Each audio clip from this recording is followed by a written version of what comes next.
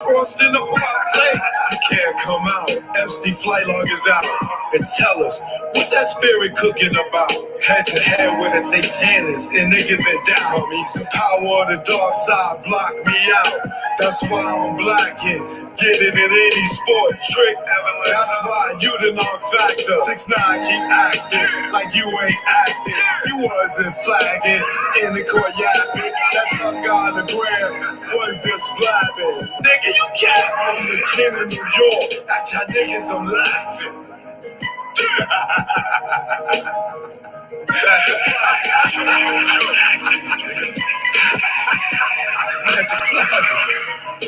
King of New York, choke no joke. We here now. You know what it is. Eat a wall, stand up. Choke no joke, Chiggy choke no joke. Choke no joke, Chiggy choke no joke. What up, what up, what up, what up? What's good? Young y'all in the building, as usual. Larry Green in the building. Bigger BX. What's good with you? All right. Ken Long, what up? All money is legal. Shout out to Emil. Shout out to Zamy. What's good? What's good with y'all? What's good? What's good? What's good? Today we're gonna have a good show today, boy. Woo! Truth. This one should be called "Truth Be Told" all day, every day, even on your birthday. Yes. But as y'all know, Choke No Joke on Instagram, real Choke No Joke. I had to let them know that we in the building on Instagram. You know, the Cash App is Choke No Joke right there, scrolling on the bottom. Yeah, man, as y'all can see, the hats finally came in. Everybody that, you know, had orders that didn't get your orders, they all shipped today. If you want, you can hit me up on Instagram or you can email me. Most of y'all, I'm just going to email y'all tracking numbers. Anyway, I know I seen Keyshawn in there. I know I owed him a hat. Keyshawn, you got to hit me up in the private chat. I want to ask you a question. But because you gave me another name to put on the address outside of your name. So just want to make sure I got that right. You know what I'm saying? But this hat right here is the Choke No Joke, the real one. All right. Y'all want to get y'all's up? Just hit me up, chokenojoke@gmail.com.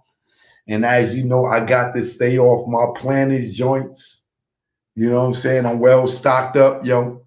Choke No Joke joint. Shout out to my brother, Mr. Snappies, for making my original Choke No Joke joints. As you can see, Choke No Joke joints. All right. Eat on the back. Holla back, y'all. Holla back. Holla back. Yeah, and not only do I got the Choke No Joke and stay off Choke No Joke and the stay off my Planets hats, I also got the Truth Be Told all day, every day, even on your birthday, as you can see, even on your birthday, official Choke No Joke joint. Mr. Snappy's original. And then, of course, I got the Tekashi 6ix9ine special, the Rat Nation, the Jay-Z, the homegirl, the whole nation over there. We got the Rat Nation hats, and this right here says, oops, Year of the Rat, which is, this is the year of the rat, the Chinese New Year. That's why we got all these rats out here. But yeah, as you can see, Rat Nation, you know what I'm saying? Or the Truth Be Told, or the Choke No Joke, a real one hat. Get your hats, y'all. Hit me up. Yeah, but nah, for real though, you know, y'all get your ass Choke No Joke apparel. Shout out to everybody that purchased, you know, the Choke No Joke mask, tunnel shirts, everything. I got y'all. They in. I'm well stocked up.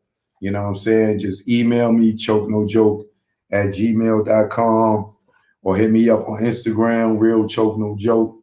DM me or Twitter, direct message, LinkedIn. Yeah, hit me up, man. I got your hats. All right.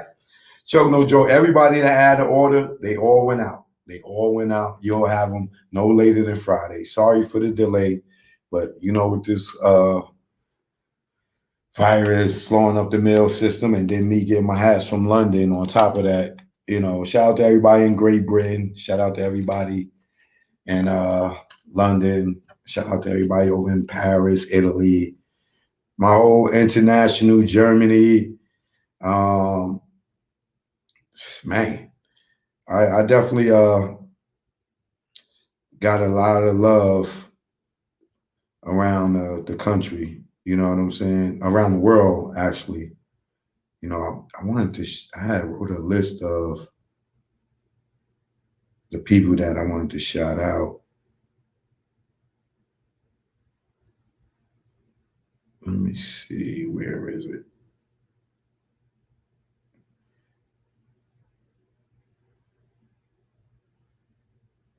Hmm. All right. Well, I can't find it right now. I'll do it another day. But I do want to thank everybody that supports me. I appreciate it. I appreciate it. I appreciate it. I appreciate it. I had a list that I wanted to shout people out, but I can't find the list.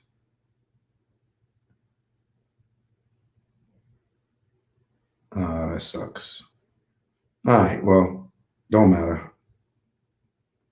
Um,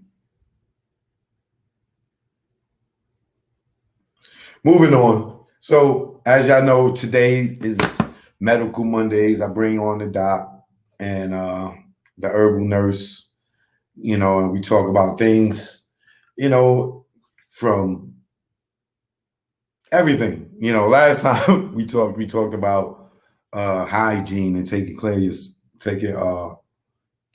But today, what I want to do, y'all, is I'm just gonna bring her on for a little while because King George is coming on to do a live my story from my mouth.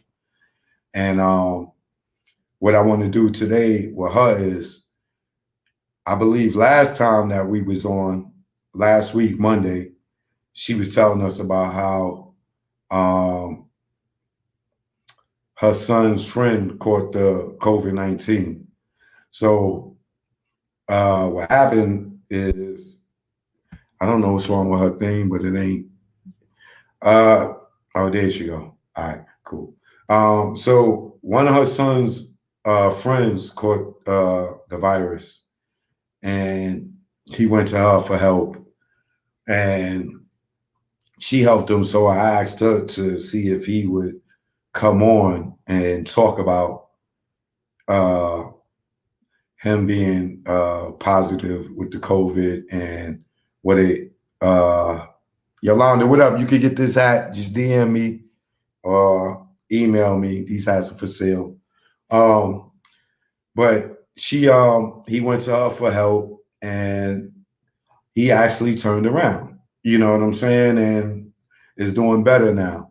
So he's gonna come on today and tell y'all what it is that he did, what the herbal nurse did for him, and helped him with, and where he's at today. So real quick, let me bring on before I bring King George in, and we got to educate as well as entertain. You know what I'm saying? So it's edutainment today. So let me bring in the herbal nurse.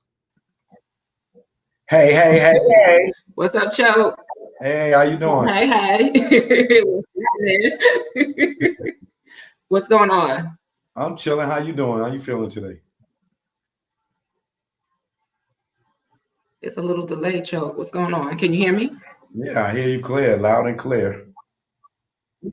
Okay, cool. Yeah. So yeah, I have Shamar here today, and I don't know if your listeners from last week when we talked about or the week before last week we talked about fake supplements, but I did mention my son who has a school friend of his, healthy, young athlete, went to college, no comorbidities, no other medical issues.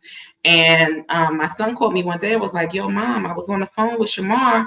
He said he was eating some Skittles, and all of a sudden he lost his taste and his smell. And I knew right away what it was. And I was like, oh no, we got to get up over there. I got to go drop off a package. And what I dropped off to him was my whole immune bundle, which was the zinc, the C, the D, the T, what else I put? And then some other vitamins for his family. And, you know, he came over last week after being, you know, in the house for about 14 days or so. And he told me that what I gave to him, it did help him. So, and you asked, well, you know, let the truth be told from his mouth. Let him come on and tell his story. So, you know, this is not medical advice, but I'm helping out friends. I consider your you know, my customers, our friends, you know, and we're helping and educating people, you know, and we do know that zinc helps. We do know that C helps. And I want some, so y'all can see, this is not just about selling supplements. This is helping people get over this hump. And it's used as a preventative measure as well, too. So that being said, we're going to switch seats. I'm gonna have Shamar sit in my seat, and then you ask him the questions, and then when you're done with him, I'll come on. Is that okay, Cho? Yes, ma'am. That works, ma'am. All right, so all right, so here's Shamar.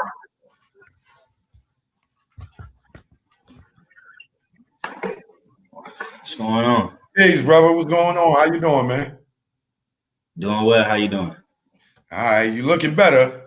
I bet you wasn't looking like that 10 days ago. Nah, not at all. Not at all. I feel good though. I definitely feel way better than what I did. So tell me when you first started feeling the symptoms, what was it? So the first day I was hot. I was very hot. I think I woke up with my fever. Fever was like 104. And then later on that day, it started to go down. So it kind of went back down. It was around like 99 to 100. So I was still over the regular kind of limit. Yeah. And then the day after, my back and my knees were hurting. So that was like a pain that I honestly have never felt. So I was really just laying down from that. And I really did not feel like moving. I didn't feel like going anywhere to even upstairs or anything like that. So that was, my back was probably the worst. My knees, they felt like really couldn't bend them. It's kind of like the pain that they were in. So then the third day after that, well, kind of like later on that night, the second day is when I started to lose my taste. So I was eating like some Skittles, and then every, I would say 5 to 10 minutes, I would just lose the taste and just keep losing it. And then around like 10 o'clock, I couldn't taste anything. So it was like the Skittles started to taste kind of like rubber. So that's what I kind of knew, it just wasn't good. So where do you think you contracted it from? Oh, I know where I got it from. I know where I got it from, and I know who I got it from. So like she said, I was a college athlete. So we had this summer league basketball games going on. And we were at the gym. And so it was one of our friends from a little friend group that I have. She works at a bar. So she has to touch everything. She's touching different type of cups and other stuff or whatever. And then so customers came and they wouldn't tell, oh, I had it or I got it and everything like that. They were still going out, people not taking care of themselves. So after they go out, they'll go to her and do whatever they got to do. So then it was a Saturday the week before I got it. She went to go get tested that Saturday. She thought that she stayed in the house for those 3 days. She thought that, everything was good, but that's not it. And no doctor or nurse or anybody told her, you stay in the house 3 days, you're fine. You don't have nothing to worry about. That's not what goes on. Right. So she decided that she thought the third day everything was good, and then she came outside and she came in everybody's space and she got 5 of us sick. So she gave it to 5 people. So it was me, my cousin, like a family friend, his mom, and another girl. So all 5 of us. All y'all caught it at the same time. Where at a basketball game? Same time, same day is when we all got it. Dang. So all right. So when you realized what it was, what did you take, and how long did it make you feel better? So when I realized what it was, I went and got tested on a Thursday. I think it was like the 15th or something like that when I went and got tested. So after I realized what it was that Wednesday, when everything hit, I lost the taste and my knees and back were hurting. That very Thursday, I went and got tested. That day I took some Robitussin and I think some vitamin C. Then I told Brandon the very next day, and then his mom had brought something the day after that. So then that's when I started to take the zinc and the other pills that she had gave me, and then the tea. And then once I started to take that and it started to become consistent, that's when things started to kind of come back slowly, like very slowly. I had a limit to what I can smell and kind of taste. I can look at the food and kind of make out what it is. But when I started taking everything consistently, that's when it was coming back slowly. But before I got the pills and the tea that she had gave me, I could look at food, like I could look at bacon. I knew what it tastes like, but I couldn't taste it. I knew what it smelled like, but I couldn't smell it. That's So crazy. when I started to take the zinc and the tea, that's what really helped. And then the other 2 pills that she had gave me, those started to help also. Now, what was that? Vitamin C and D? Yeah, yes, sir. The vitamin C, the vitamin D, and the zinc, and the tea, for sure. And so, how many days since you started taking the zinc and stuff did you get your smell and your taste back? So I got it. I would say it probably took me like 2 days, 2 to 3 days is when everything started to come back. Because I really started to take it. That's when I was taking it just every single day, 2 times a day, and it was like consistent and everything like that. So when my body caught up with it, that's when it started to realize, okay, this is good. So now I can make out and get my stuff back, my actual sense. Losing that was kind of hard because it's like I could look at food, but I could not smell it. I couldn't taste it, but I knew what it tastes like. So somebody put some bacon in front of you and you had your eyes closed, you wouldn't know what it was. Nah. Like if you would have put some lima beans in front of me, I'm not gonna know what it is. I can eat it with my eyes closed. You could put the nastiest food and I can eat with my eyes closed. I wouldn't taste it or nothing like that. So like stuff I've never eaten, right? I ate just because. So it didn't matter, right? What it was. So let me ask you, how old are you? 24. 24. So what do you say to the people that say that this is fake? It's not. It's far from fake. It's probably, to me, what I would say is I would personally say I would want people to take it way more serious than what it is and then to what they have heard, right? Because to me, it's really not something to play with. Yeah, and definitely for sure to boost your immune system because it can help fight it off.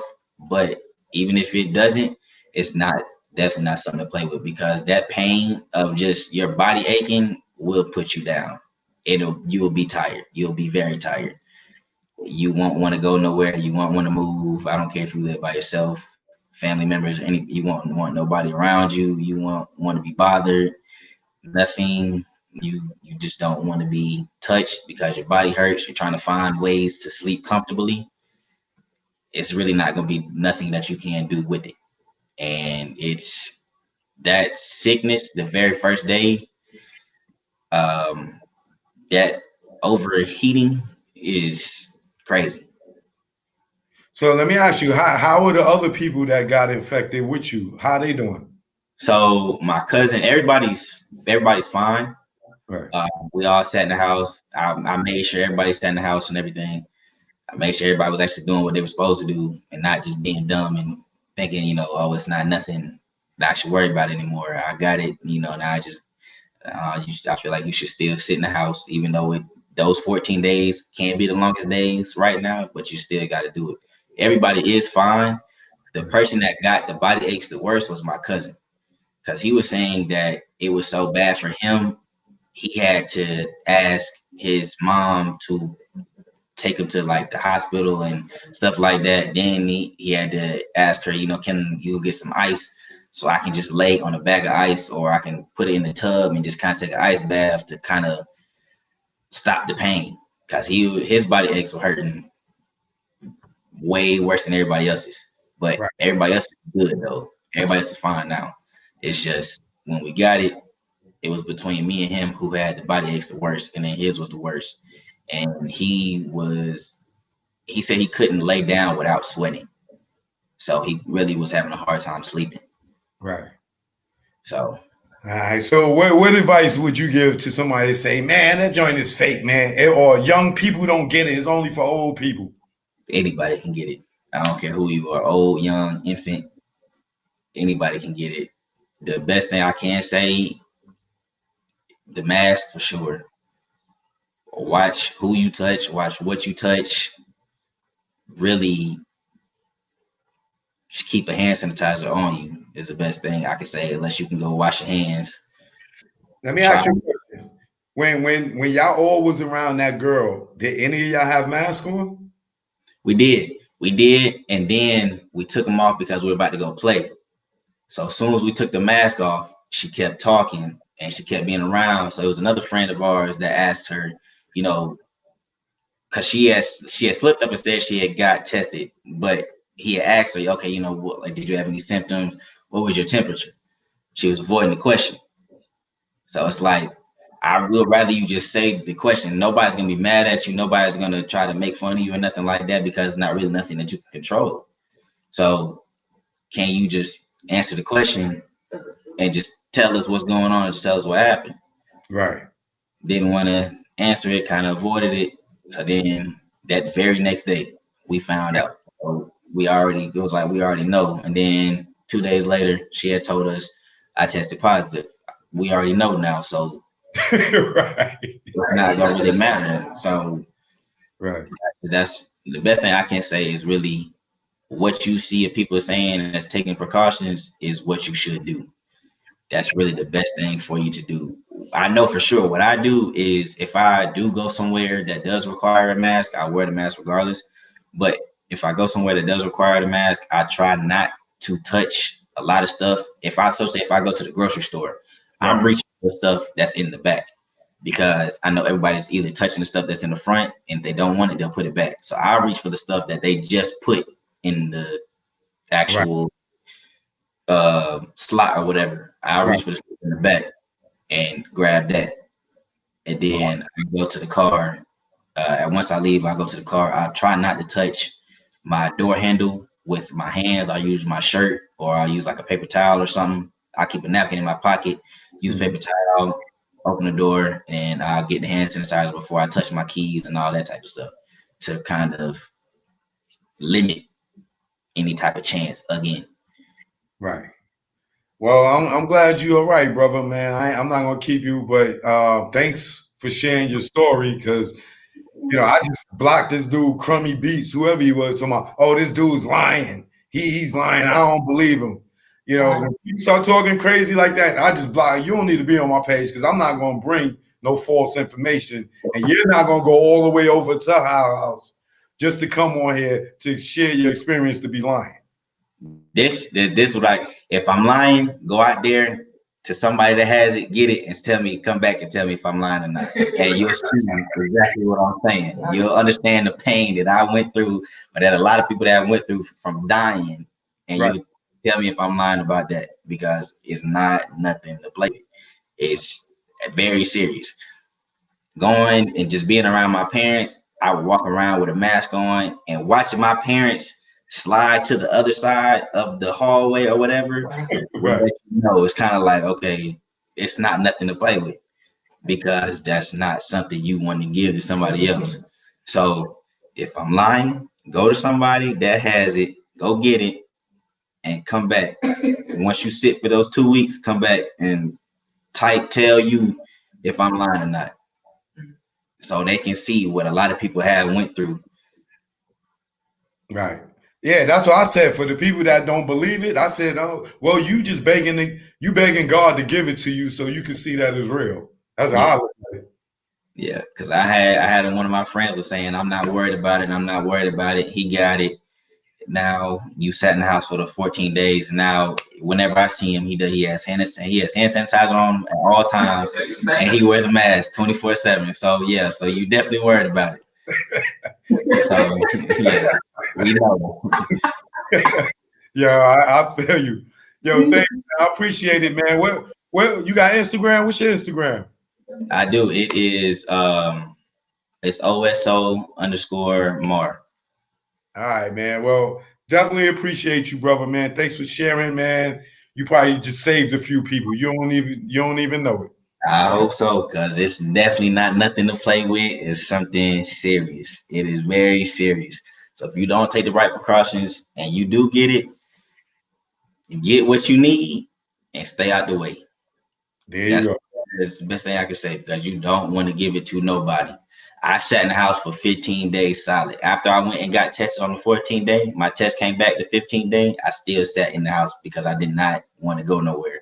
I wanted to be for sure. I sat down, sat still, and then on the 16th day, that's when I got out of the house. But I still had a mask on. So not going outside to socialization or anything like that. I just went from my house to the backyard. That's it. I locked my dog out of my room for the 2 weeks, and that because I just didn't want to be around nobody, and I didn't want to give it to my family. I didn't want to just try to pass it around or anything like that. It's really got nothing to play with. Oh, thanks, man. I appreciate it, man. I appreciate it, man. Thank you very much. All right. Take care, man. You too. Thank you. Thank you. Hey, Choke. Hey. So there you see, this is for real. It's not something to play with. This young man is an athlete here in Georgia. He went to school on a full scholarship. Yeah. So he's athletic. He has no comorbidities. You see what I'm saying? This is my son's friend. So this is not a joke. He's not lying. I'm not making this up. This is for real. And so, continue, guys, to boost your immune system. The zinc is going to be back in at the end of the week because the zinc is really crucial. But he also took my teas, which is the ginger turmeric, and that's anti-inflammatory. So it was able to decrease that inflammation so he can get his tastes back and also some of the pain in his body as well, too. So all of my stuff will be back. I think they shipped out today. I got an email from UPS. And I should probably have the zinc by the end of the week. So all those people who are waiting on the zinc, I'll be shipping out everything between Friday and Saturday, all the orders to everybody. But thank you for having him, because this young man was really, really sick. They didn't have the respiratory stuff, but some people do get that respiratory stuff. You know what I mean? And so I think it's because he was an athlete. He was relatively healthy that he didn't, but there's some young people who have succumbed to this. But he's strong and he's healthy, but it didn't stop it from knocking him out for about 2 weeks. You know what I mean? So I want y'all to order the zinc, get your vitamin D, your C. You getting ready to go, Shamar? Oh, he want to say one more thing. See, something more important. Wait, he wants to come back on. Another thing I gotta say is drink water. Drink a lot of water. At least a gallon every day. That will help, because you will get dehydrated. That even spit into the sink, it looks like you kind of have like cotton mouth. So I drink the water, and that for sure will help. Right. Water. So when you started coming down with that, it has you dehydrated as well? Very. Very. What about your bowel movements? It was kind of like it was normal, but like going to the bathroom, such as not number two, just you just going to the bathroom. It's not the color it's supposed to be. Right. It turns orange. Like it's like what the it'll be kind of like a darker orange. Yeah, darker orange. Yeah. Wow. And so it's like it'll make you kind of think like what's actually kind of wrong with me. But you're just very dehydrated. So you have to drink water. I probably went through a whole case of water those whole 2 weeks because I was doing nothing but drinking water and orange juice for sure. Right. Those were the top two things I was drinking. Yeah, and the tea for sure. The water, orange juice, and the tea. Those were the three things I was on every single day until I ran out of tea. But the water and orange juice, I was on that as much as possible. And then the worst thing I'll probably say with losing, I couldn't taste toothpaste. So I knew I was brushing my teeth, but I couldn't taste toothpaste. That's crazy, yo. So not being able to taste some toothpaste lets you know how serious it is. Right. So that's really kind of last stuff I wanted to say. But yeah, definitely drink water. Yeah, they're asking for your Instagram again. Let me type it this time. Let me make sure I tell y'all right. What is it? It is _OSO _OSO MAR. All right, I put in comments for y'all. Gosh. All right, brother. All right, you have a good one. All right, Choke. So thank you guys so much for listening. And I just hope that this brings awareness. I'm not saying there's not a virus. I think they are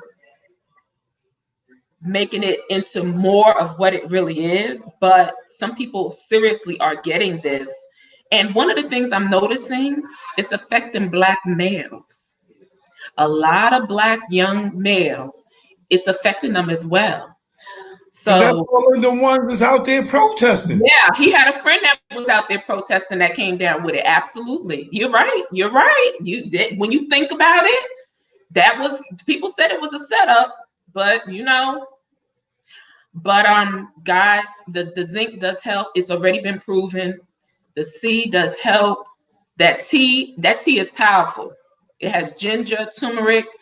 You drink that, it's gonna help something. Right. So it helps a lot. So thank you, Choke. I appreciate you. Yes. I'm glad you had Shamar on.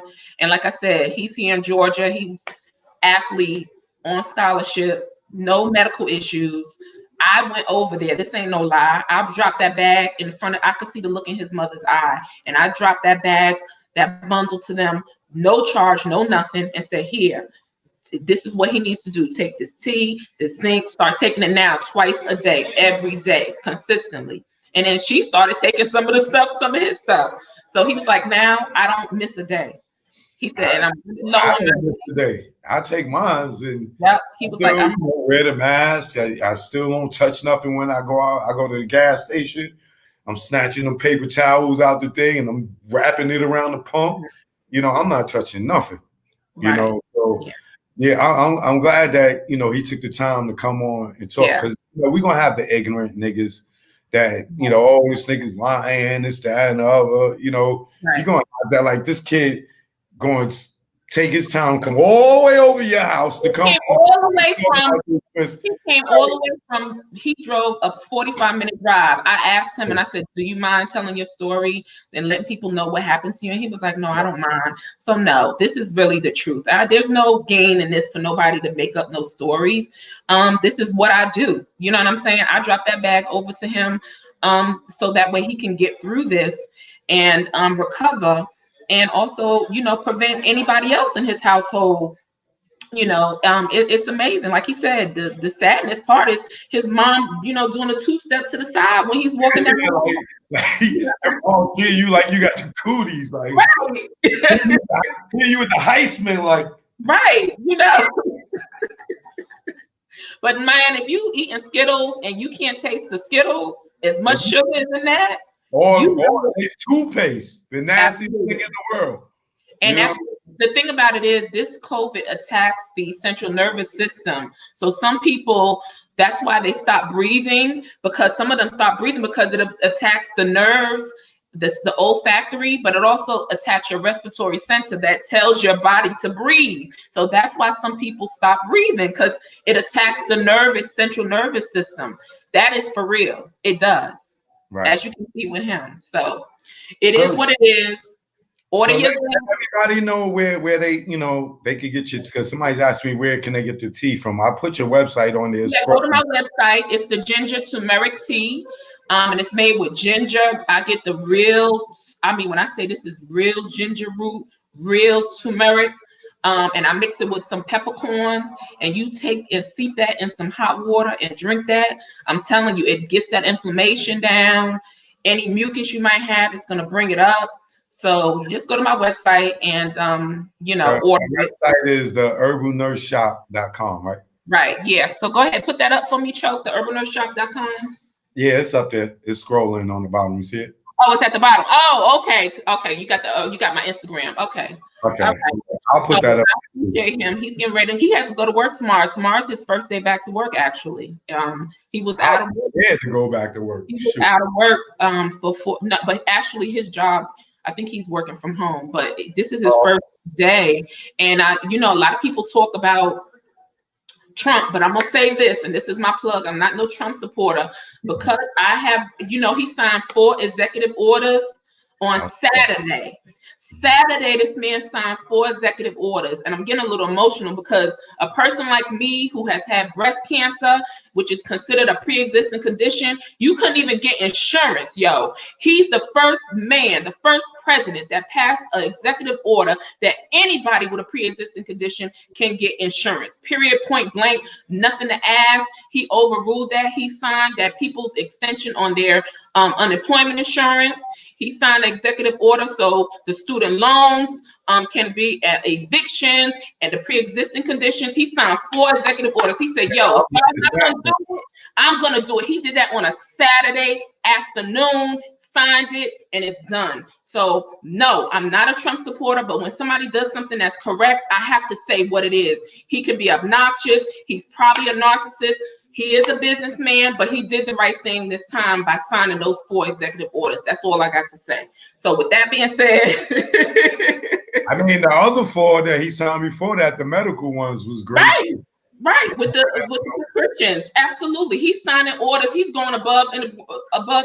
A lot of people don't like this man. That's why they had to evacuate him today, because there was shots fired outside the White House, and they had to take him out. He was at the podium, and they had to, they had to evacuate the president. He was given at the podium, and there was somebody that got shot at the White House today, so they had to evacuate him. I didn't see that. Look, peace, Shamar. You're gonna have a lot. I guess people gonna be hitting you up on Instagram. Okay, but yeah, they had to evacuate him briefly because it was somebody, some crazy. I don't believe they're crazy. Did you see last week he was in Ohio at the Whirlpool factory, and he basically said, now y'all go back to the tape. People gotta listen, pay attention. He said, there are a lot of people in high places who do not like me, and y'all will probably not see me for a while. Go back to the tape. I've seen that. I've seen him say that. Said it. He said there's a lot of wealthy people who do not like what I'm doing. A lot of bad people, they don't like it. This might be the last time you see me. The last time you see me for a while. So I don't know. I hope that daggone, what do you call it? Predictive programming with the Simpsons and all of that. But who knows? Whatever, because But anyway, y'all got to pay attention and listen to what that might have went over somebody's head. Right. It went over a lot of people because a lot of people just don't like him on some race stuff. But before he was president, every nigga loved him. They wanted to be on The Apprentice. I used to watch The Apprentice. I used to watch it. Hey. There's a whole lot. Wait, how look, my thing is this: if you don't like him, don't take the extra $400. Right, send it back. Send it back. Yeah, don't give the little $1,200 he sent you. Don't take his money. Like him. Mm-hmm. Because there's other countries, yo, for real, who are on this lockdown, like Africa. They don't get no subsidies. They are if they don't go to the market and sell their goods and do stuff, they don't get anything. So I don't know if you want to call it, fortunate living in the belly of Babylon, but those are stories for other days. But some places they get nothing. They're not getting any stimulus, any $400, $600. None of that. None of it. They just trust me. Some people love what Trump doing, and they not going to say it out in the open because the majority of the people don't like him, or they feel he's a racist, or his father with the KKK. But they taking that money, they taking that extra stuff. They ain't got a problem with him cutting medical costs in half. Like they ain't got a problem with him extending the $400 till December. He's lazy niggas that don't want to go back to work because you making more on unemployment. You know what I'm saying? You don't like him. You like him because that's all they gotta do. Send it back, or if you want to just donate to people for immune bundles who don't have money. And that's one of the things I'm gonna start doing every month. Give away an immune bundle to people, somebody who doesn't have the money, because some people just are having a hard time. And when we have to help out our community, period, point blank. But he signed some executive orders, like I said. If me having breast cancer, even if I went to a well-paying job, the insurance company could say, nah, I'm not giving you no insurance. You had breast cancer 5 years ago, 10 years ago. We're not even insuring you. That's what these insurance companies could do. He said, absolutely not. You will cover these people, and that's just the bottom line. So all of y'all who have little kids who may have spina bifida, MS, all type of issues, that includes them too. Your grandmother, your kids, those are considered pre-existing conditions. Okay. So, Choke, thank you so much for bringing this to light. Yeah. I appreciate you. Thank you so much. Go to the urbannurseshop.com. You can get the teas, the zinc. I just got my UPS shipment thing on my phone, so it should be here in a couple of days. Everybody who has orders, they're going to be going out because some people are waiting. They want that zinc for real. If they don't want nothing, they want the zinc from off that website. And the zinc is really what helps bring that taste back and helps decrease the replication of that particular virus. That's just the bottom line. It does work. We know it works. And we need to just do what we know, just keep taking your supplements, especially now, and stock up for the winter time, because I don't know what's going to happen in the winter. I don't know what they're going to release this winter. I don't know.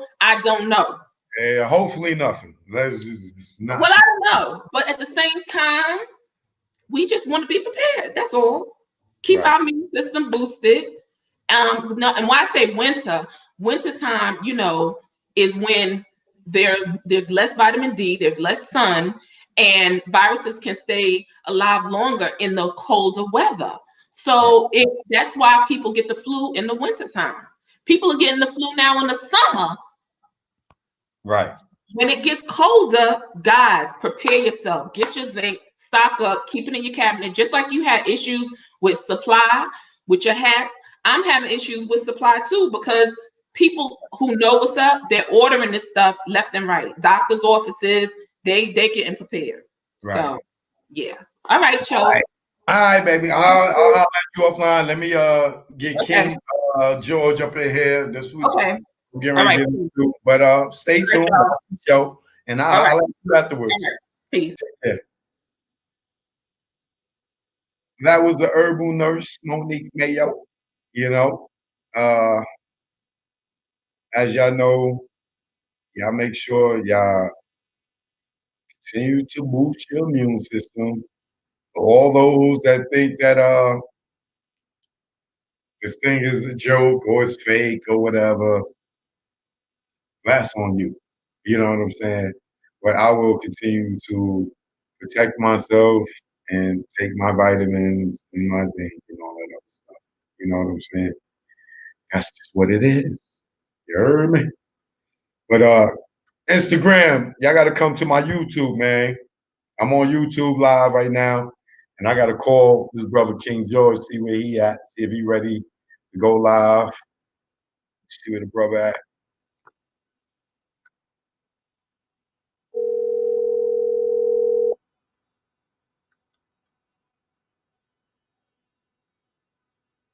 Yo. Yeah, you ready? All right, dude. All you gotta do is hit that link and I'll bring you on. Yeah. All right. Yeah, y'all. Choke No Joke in the building. You already know. It's my first time doing my story from my mouth live. This is a live one I'm doing with King George, aka the first true no limit soldier. You know.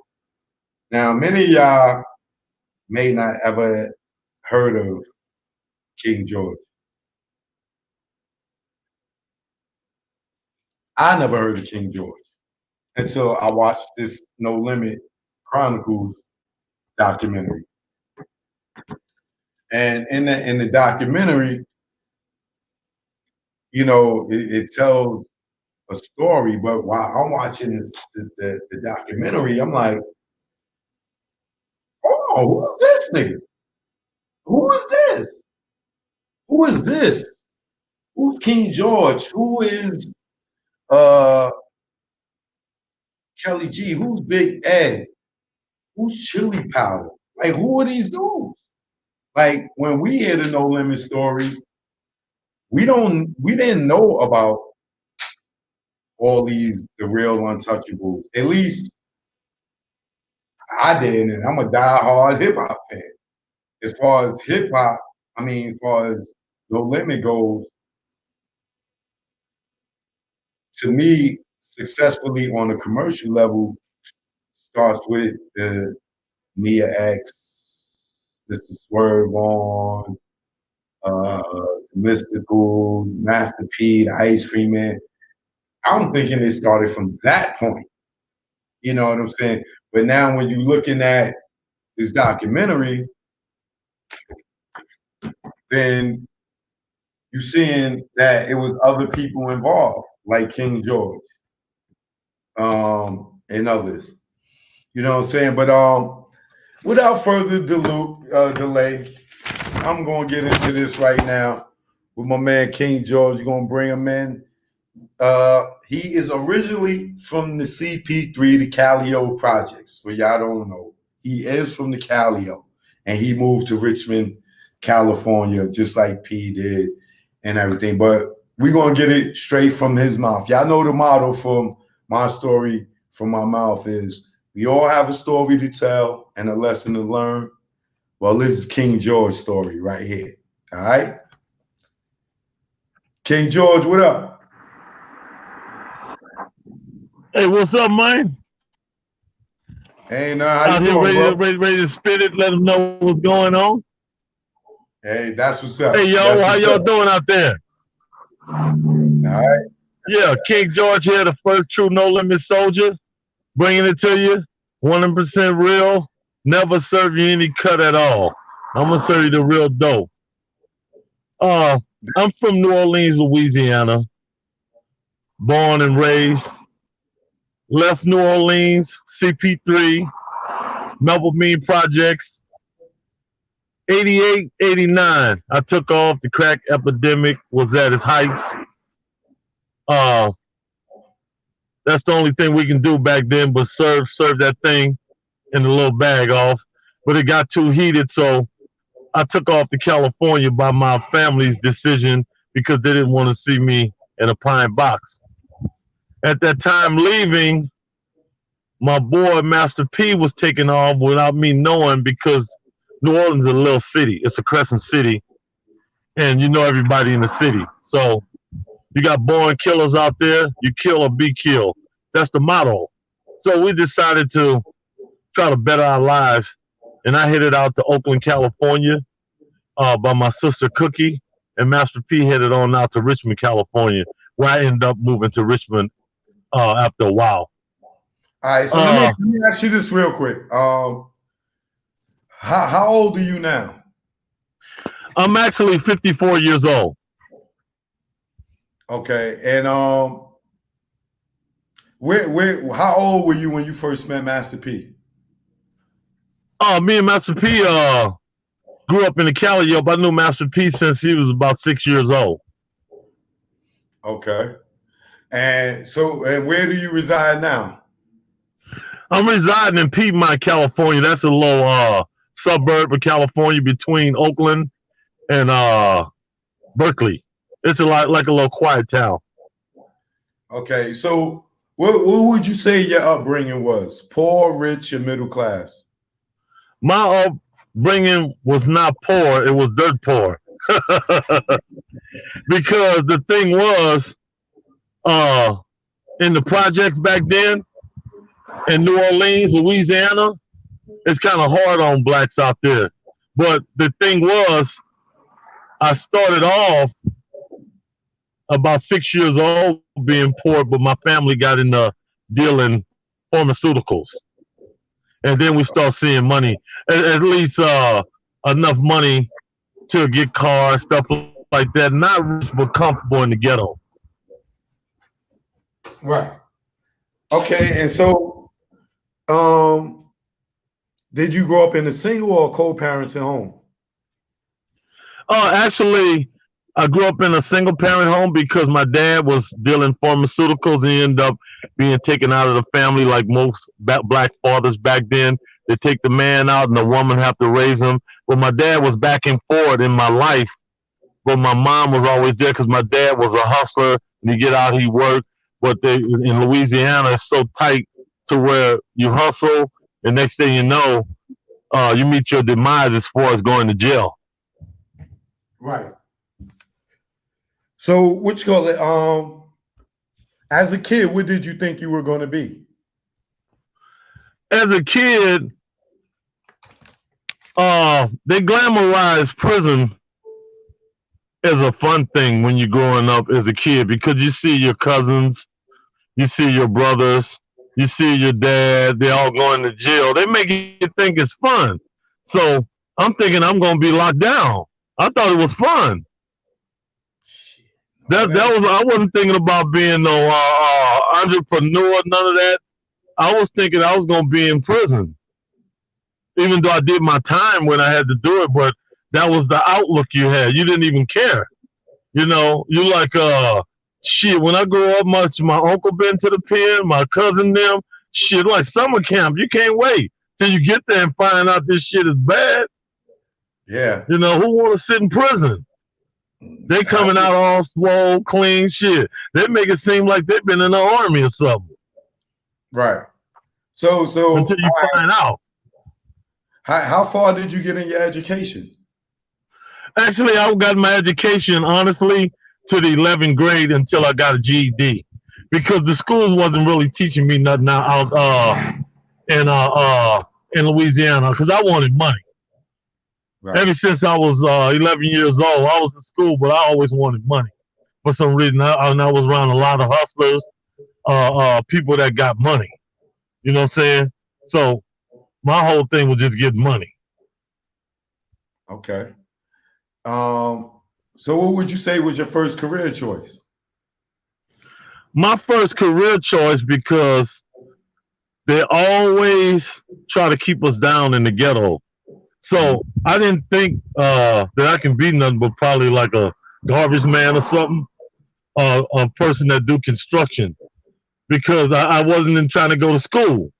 You know, I wanted some money.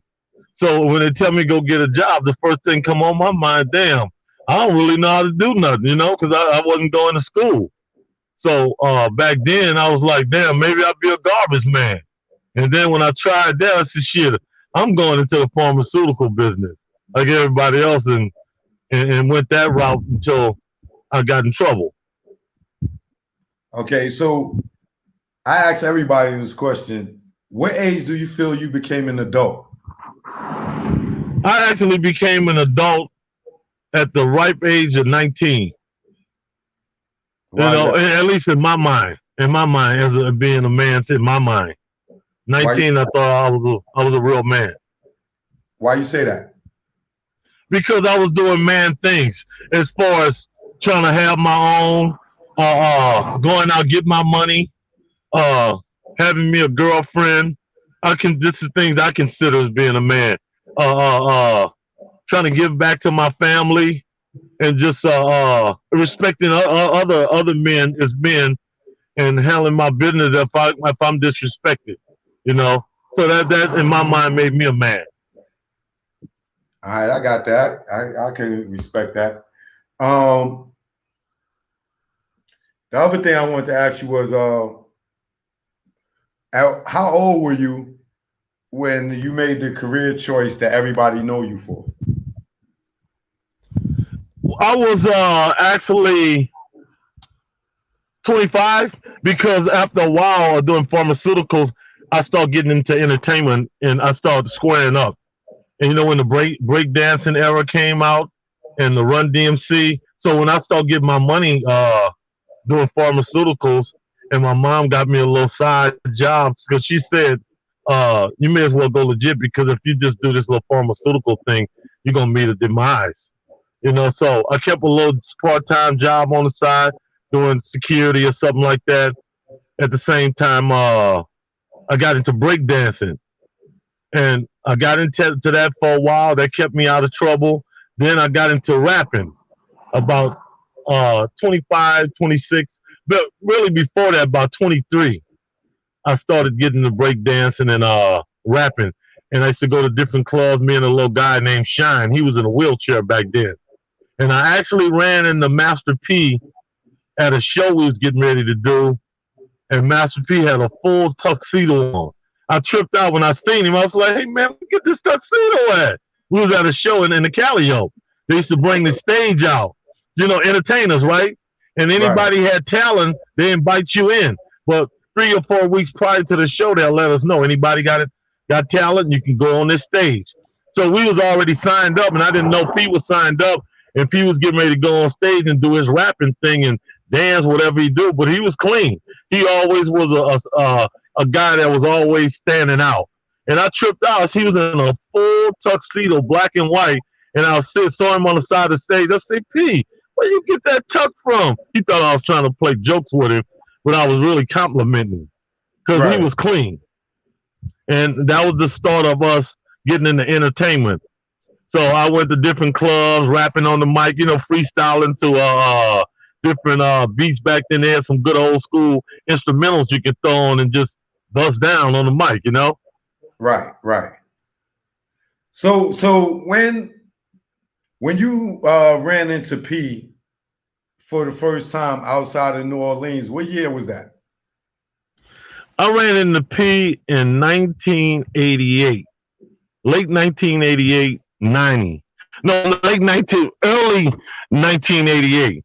I just remember I was leaving Oakland, California, and I was on the BART train. That's like the subway in California, but they call it the BART. And I stopped at a station called El Cerrito del Norte. That's right outside of Richmond. Right. And I looked across the street. I saw Jack in the Box. I said, "I'm going to give me something to eat. You know, let me give me a chicken sandwich or something from over here." So I went to the Jack in the Box, and soon I opened the door. P was coming out the door. And I was like, "Whoa, what you doing out here?" And that's when me and P reunited from New Orleans out here. And he was like, P was like, "Hey, man, I'm rapping." I said, "Man, I'm rapping too," because I wanted to be a rapper coming out to California because I know this was like entertainment capital. Right. And me and P chopping it up for about 30 minutes. I couldn't believe he was out here. He couldn't believe I was out here. And from then on, we connected like brothers. The next day, me and P was at it. And he came to me. He said, "What I want to do, I want to start a record label." I said, "A label?" I just was trying to rap, right? How old were you at this point? I was about 23, and Master P was about 21.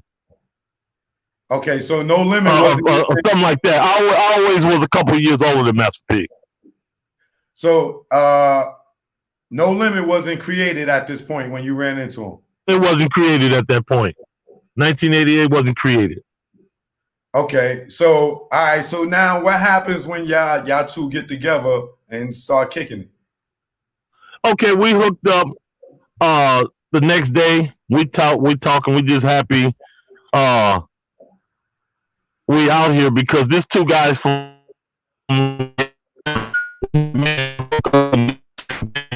we happy to see each other. We just oh shit. We gonna have some fun, find some girl. Even though he was married, we still go out and get us a couple girls, have some fun. So, a couple weeks prior to us going back and forth, I went over to Master P house. It was him, his wife, Lil Romeo, and his wife, family members, because that's who they came out. P came out to California with his wife to his Sonia family. So Sonia had family out here. Anyway, and I'm sitting down, P playing some beats, and he come out and said, "Man, I'm gonna start a record label." And Oh God, King George, we just lost him. Hold on, y'all. He'll be back. He'll come right back. As soon as it start getting good. So, as y'all can see that a lot of people been hitting me up, yo, who's this King George dude? Yo, he's lying. Did this, that, and other. Well, so far as you can see, when him and Pete linked up in Richmond, California, No Limit wasn't even a company yet. So let's see where it's gonna go. He's gonna come back on, I'm pretty much sure. Instagram, I'm live on YouTube right now with King George, the first No Limit True Soldier, the first true No Limit Soldier. Oh, let me call him back. Make sure he all right.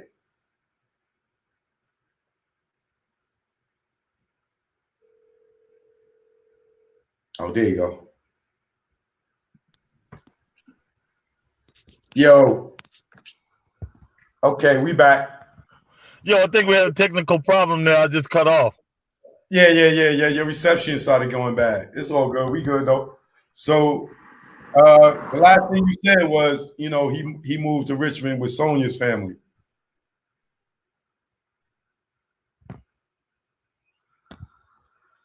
I think he in a bad area. You. Yo. Can you hear me? Yo. Choke, I think we had a technical problem. Yeah, it's just your reception. Can you go somewhere where you got Wi-Fi? Oh. Yo, you know what? We're going to do it over the phone. Can you hear me?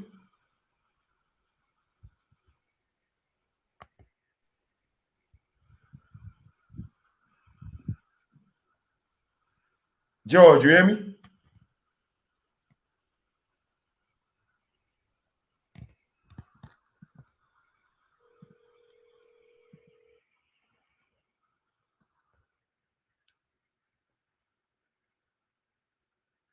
I think we had a technical problem. I don't know what happened. I think it's your reception where you at. But you know what? We could talk over the phone and still do it. Okay, all good. All right. So where you left off at, you said yeah, I was sitting in the living room and Pete said he wanted to start a record label. Right. And I'm totally lost, right? Because I'm just trying to rap, right? P was always a businessman because he had it from his grandfather. His grandfather was a businessman in Callio. Because the Millers was kind of known. There was some tall people, real tall, all of them, real tall and slim, and all about business. So they stood out, and Master P adopted what his grandfather gave him and came out here with the business sense. So anyway, he said he wanted to start a record label. And I was like, what you gonna call it? And so he said something. Then he came with No Limit. And I stood up, I said, yeah, that's it. He said, you like that? I said, I love that. I want to do that. So he went in the back room and he had a whole bunch of logos. Back then, if you wanted a logo, they had a logo catalog. So he looked in the logo catalog, he fumbling through it. He see a few things over there. Then he see a tank with 2 gangsters on it. He said, this one. I said, that one right there. He said, that's you on one side and that's me on the other side. That's us. And it was rolling over records. I said, yeah, I like this one. And from then on, we adopted No Limit Records and the tank, and that was it. And we rolled from there. Now, let me ask you a question. When he said that he wanted to do the label, did he talk to you as being a partner? Well, I ended up being his partner because everything he did, even the funds that supported No Limit was made by me and him. We hustle together. If we hustle and make 2,500, he get the whole pot. This is how we roll. And he said, look, this is what we're gonna do, King. We're gonna go record with this. This for your pocket, and this is for this. He always told me, he said, King, if I get a fucking pair of jeans, excuse my language. Yeah. He said, if I get a pair of jeans, you get one too. If you notice, me and P got pictures where he got a leather jacket on and I got the same jacket on. He got a jean outfit. We wasn't trying to dress alike or nothing like that. We just were so close to where we fell in place like this. You know? Right. He got a striped shirt on, I got one on too. They're like, damn, people actually thought we was brothers at first because we had the same accent and we in California. Right. You feel me? So we stood out and said, there goes 2 brothers right there. We almost looked alike back then. So, like I said, everything we did, it was me and Master P all the way up to the deal. So now I'm playing devil's advocate. I'm gonna talk to you like I'm not sitting here defending P. Do what you do. Yeah. I gotta ask you questions to see, so the people can understand. Now, when right, you hit me with anything. Okay. Now, when P said he was starting the record label and y'all was in the same room, y'all conceptualized this together down to the artwork ever. When he went to go incorporate the company, did he put your name on the paperwork? Honestly, I wasn't on no paperwork. This was all done by Master P. He tell me what he doing. He even showed me I copywritten everything because you got to realize I'm just a thug from New Orleans. I'm a pharmaceutical dealer from New Orleans. I'm not my mind is not on business. But if my boy can do this, let him handle that. I believe we're gonna make it if we do it like this. But I didn't understand the part about paperwork and all that until we start getting money. I thought it was all love. I learned the hard lesson. Right. All right. So when everything's taken off at that point, then you find out your name ain't on no paperwork. Oh, okay. Let's back it up. Let's back it up a little bit. Okay. This is how it go. Okay. First, let's go from the first album, Mind of a Psychopath. That's a cassette, right? Yes. That's out. We put that out. We go to Rainbow, press it up, and let Intermittent Record distribute that, right? Right. If he got $500 off them little cassettes we sold, because we wasn't selling very many back then, because we didn't have the exposure. Yeah, Scarface, Ice Cube, NWA, they go get theirs taped before they even see ours, right? Right. So Master P get $500. He gonna come to me and let me know what he got. This what got me. P.O.P. was a stand-up man. Hey, King, we made $500 off this. I got all my trust in this man. I should have had paperwork, but I didn't know anything about that, to be honestly. So anyway, we got the first tape out.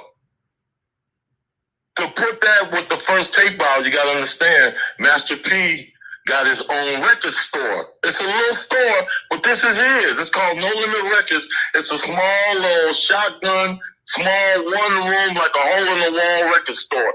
You walk in and you walk right back out, right? Yes. So you got to give it to the man who was on this business. He's getting his tapes and everything from a distributor to sell, just like a real store, but it's a small store, like a mom and pop. Right. So he was always on the business. So I'm following this too, as a employee. And it's my boy. I'm keeping it all 100. Okay. So now he got the record store out there, and we got the album out. So now, as we made up our mind here, man, we may as well get our hustle on out here, right? Now we hustling because we got to get these records out. So as we hustle, we put the money back in. Well, like you said, I should have had paperwork because everything we did was on the sweat and tears of me and Master P hustling in both of our money. Right.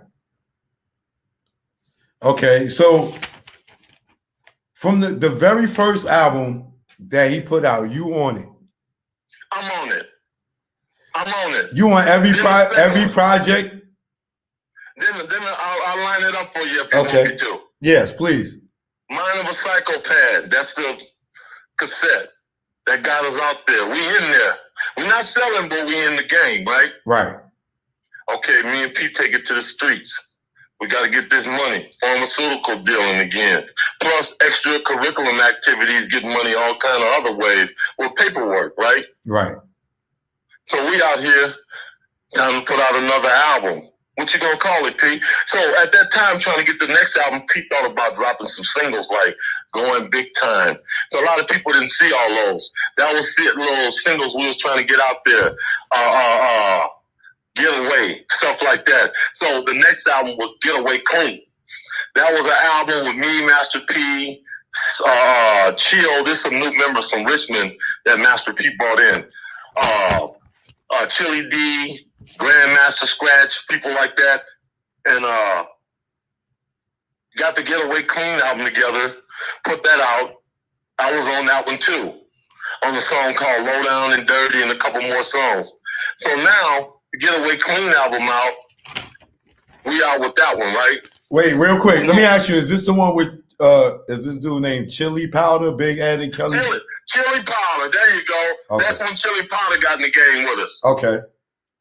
So now the album out. We moving around, we hustling. Okay.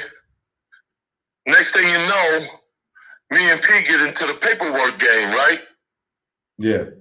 We're going to do this shit like Barnum and Bailey. We're going to take it on the road because we getting good at it. We buying jewelry now, right? Right.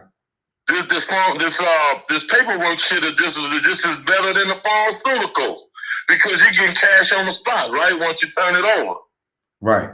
So now we take it on the road. Me and Pete, we hustling. We buying clothes. We getting apartment buildings. Apartment units. So Pete said, "You know what? We too hot now, King. We got that hot because we was getting it." He said, "We got to move, man." I said, "Move where?" He said, "We're going to move out of state. My auntie got a condo in Missouri City in Texas, right?" Right. I said, "Let's go." He said, "We need some cars." I say, "Where we going to get them from?" He said, "I got this checkbook, right? Pick out any car you want, King. We're going to go get it." So we got the checkbook, but it's in somebody else's name, right? Right. But back then, yeah, you can make your own ID. Remember back in the game how sweet it was? You can make an ID, have somebody check, and you got an ID, show them anything. Right. You don't have to show them a state ID. Anything with your picture on it, right? We gonna make sure you gonna cash the check because mine is a school ID. He might even make me a military ID. Right. I'm gonna make you cash it. Hell, you're in the Navy. Where you stationed at? One person almost caught me up because the guy was in the Navy, right? He cashing his check.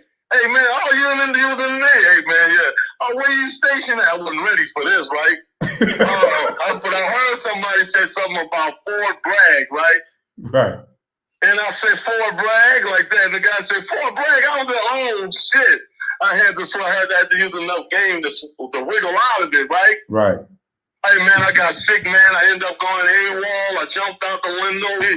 I killed that story right away, right? yeah. I don't even know where my bed was. So I got up out of there, and he cashed the check, and we moved on, right?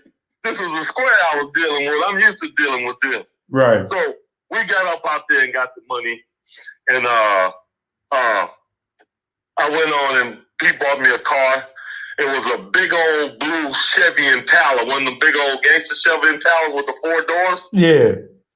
Me and P drove that down to Texas while Sonia, Lil Romeo, his son Bercy, Silk, they all caught a plane down there off some tickets we bought off the same checkbook, right? Right. They flew down there. We didn't want them on the road with us because we hustling, right? We got pistols on, we got dope. Stupid. So now we rolling towards Texas because we leaving California. We rolling through LA, right? Right. In this big old gangster ride. Man, we get to Arizona outside of LA, you know, Arizona, right? So when you get out of Los Angeles, right? Yeah. Highway patrol get behind us. I'm sleep, P driving, like, King, get up. What, man? Fuck, I'm trying to get some sleep. I gotta drive next. Nigga, look behind us. I'm awake now, right? Oh, shit. I got this big old chopper on my side.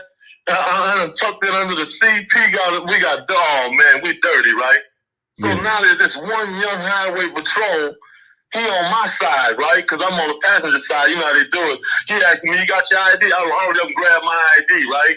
So he asking Pete for his ID. I said, Pete, give him your ID. I'm trying to get the heat off me, right? Yeah. I'm trying to get this door free so I can run up out of here with the highway patrol. He got me blocked in.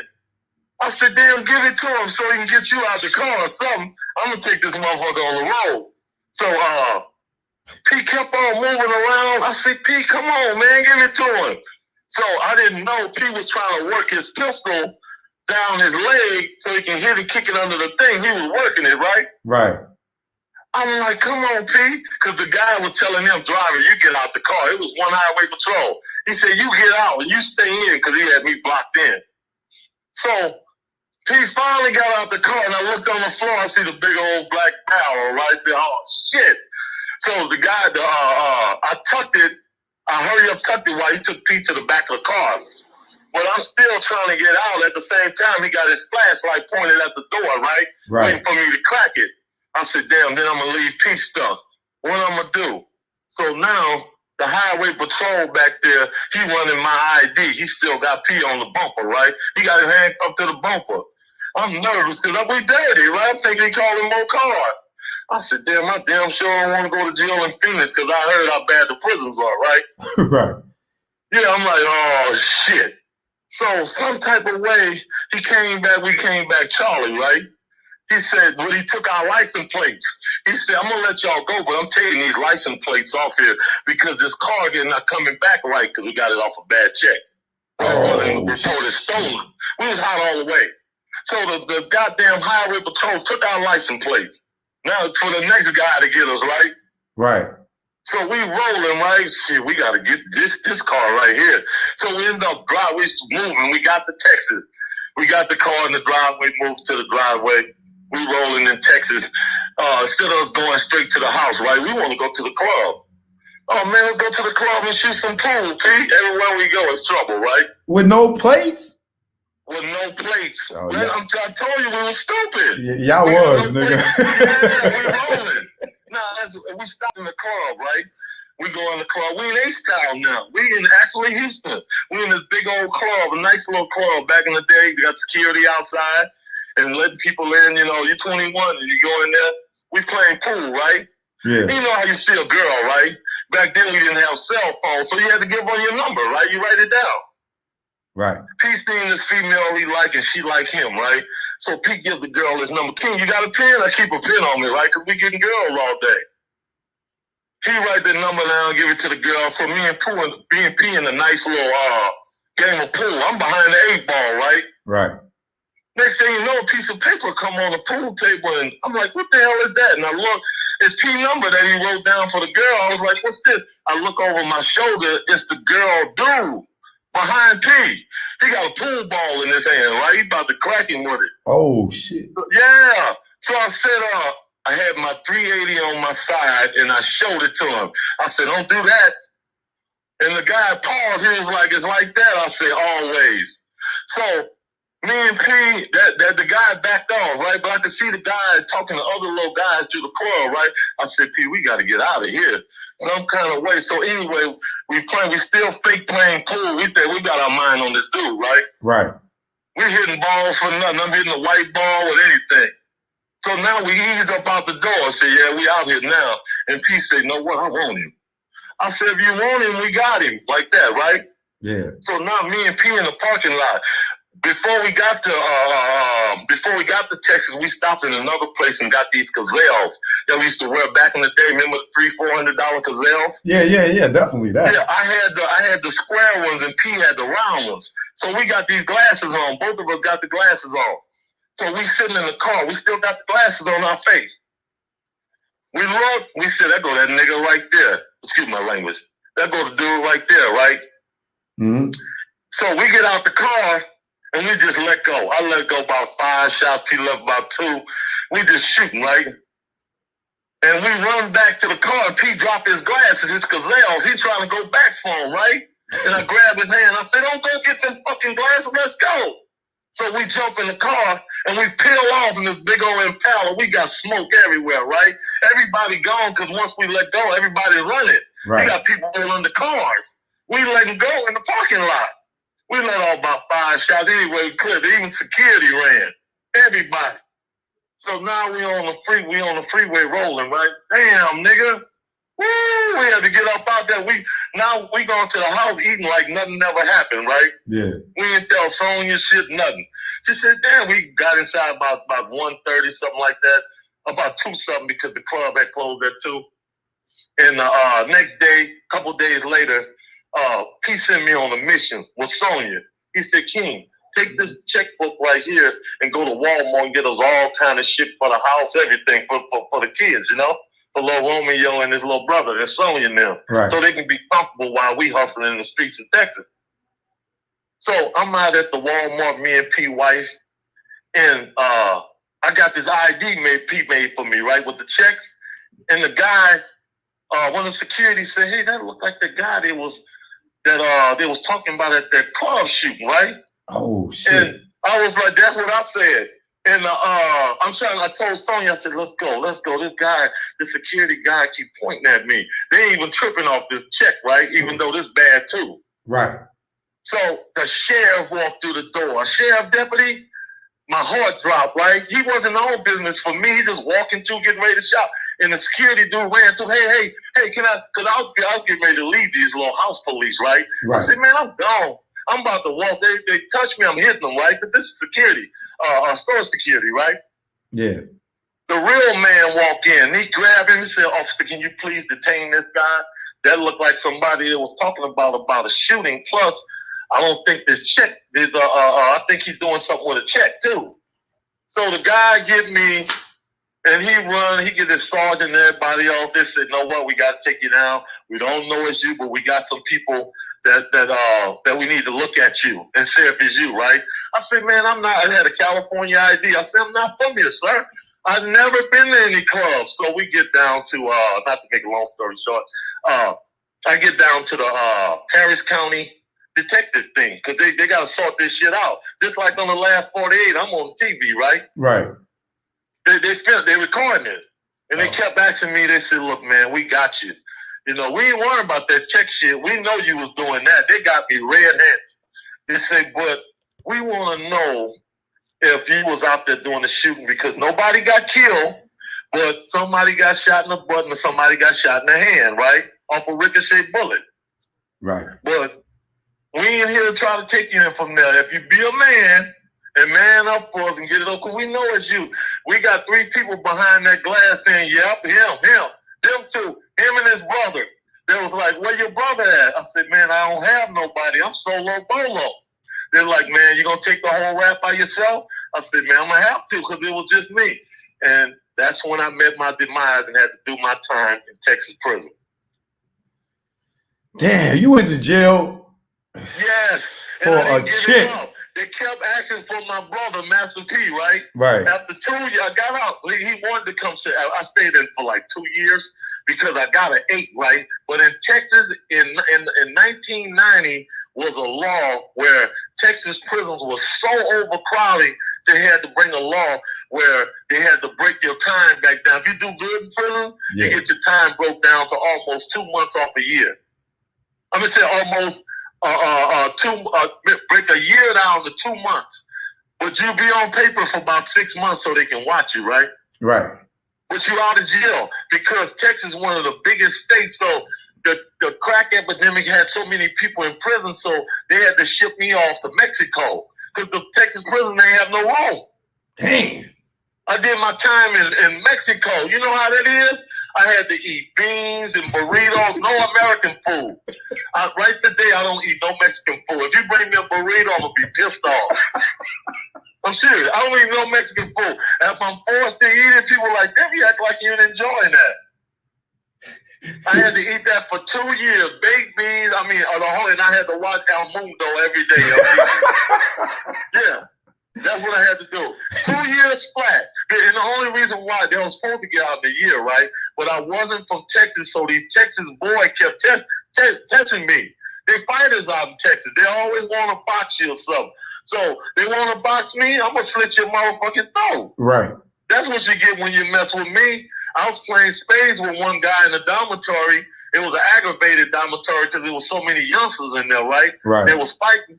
And one thing you don't do with the guys in Texas, you don't play spades, you don't play dominoes, and you don't play dice with these guys. Because if they lose, they're going to want to fight, right? Right. So I beat this guy with one eye. He one of the baddest motherfuckers in there in spades. I took all his suits. I took his cigarettes, everything. Well, I cleaned him out. He threw the cards in my face. Whoa. Yeah, everybody was watching. That was the last thing he did, though.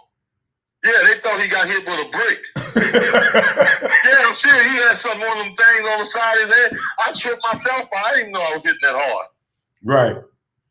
That nigga become one of my best friends in there.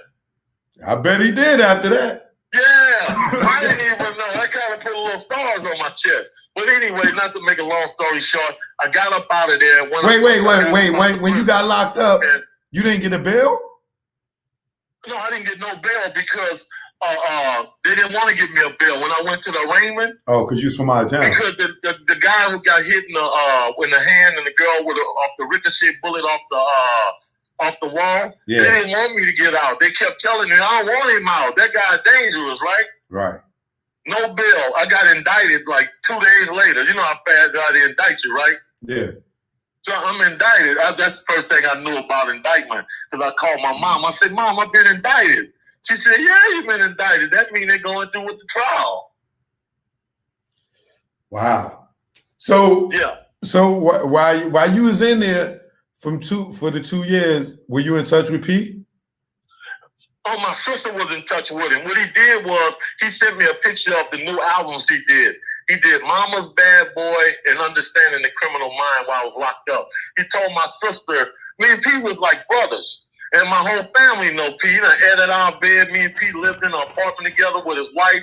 And I never even crossed him with his wife or nobody because we didn't get on like that. Right. Yeah, so we did that and we moved on. Okay, so now when you came home, what happened?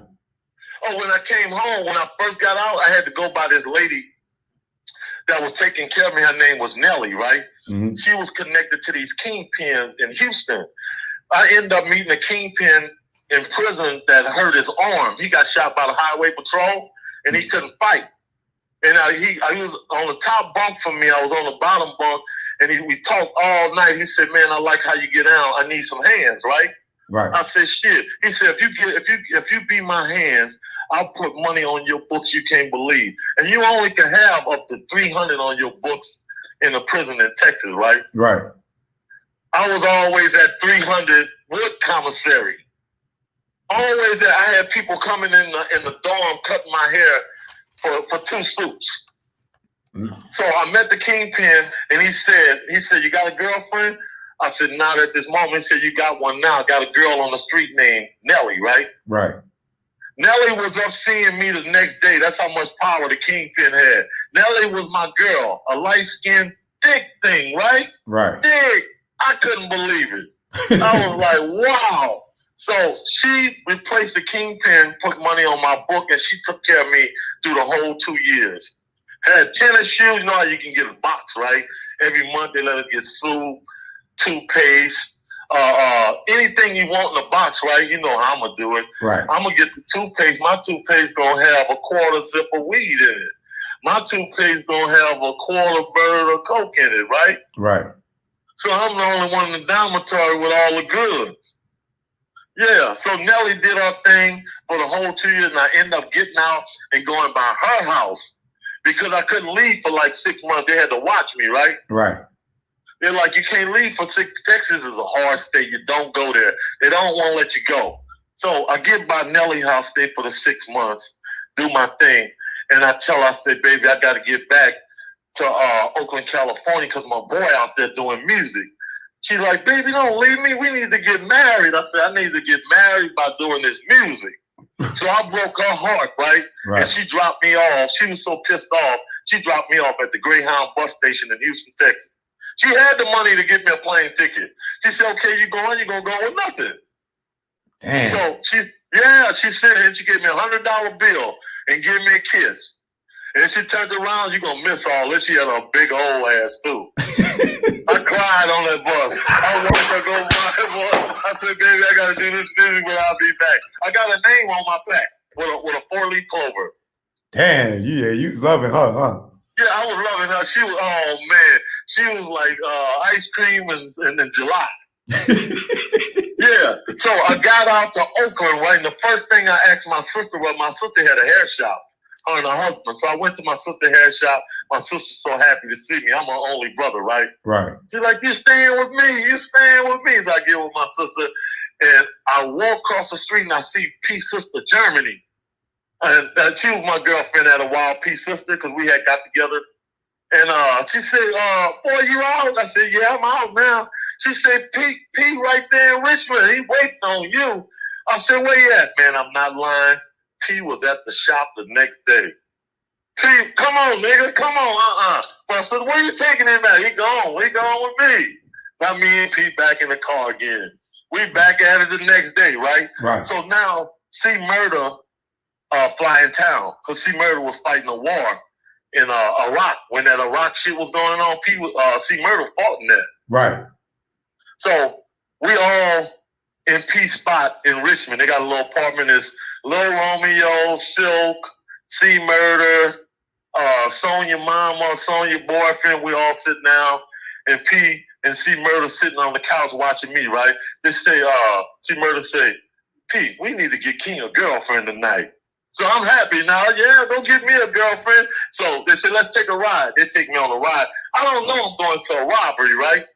Oh my they God. told me. I thought I was getting a girl. They taking me to a robbery. What? So now we go from Richmond to Oakland. We stop on the strip where all the holes at, right? I say, I'm still thinking I'm about to get a girlfriend, right? Right. They say, King, we here now. I said, she said, which one you want? They distracted me, right? While they looking for the lick out there. So I said, I want that tall one right there. So now, okay, before we get it, we need to go talk to our boy in this car.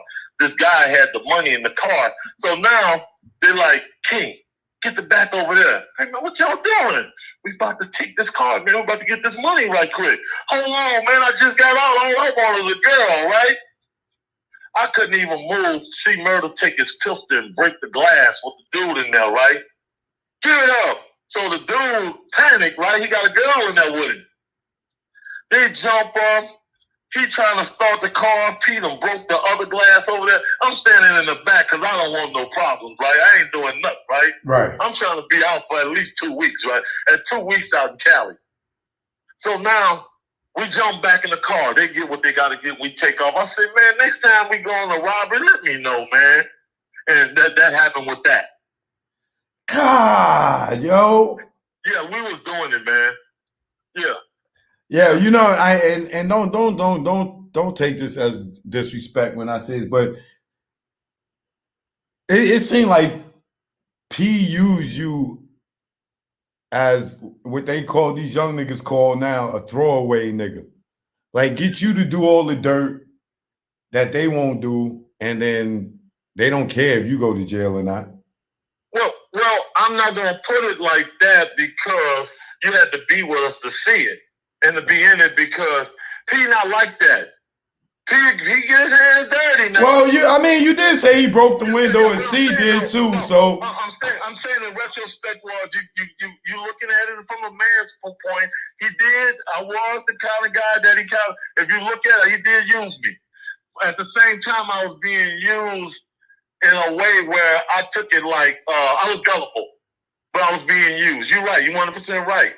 But he do get his hands dirty. But if I'm gonna go out here and do what I got to do, right? While P with me, that's me taking the ball because you got to realize sometimes he went in the forefront just to prove to me that, hey man, I'm gonna take this chance too. Right. We hit the lick, right?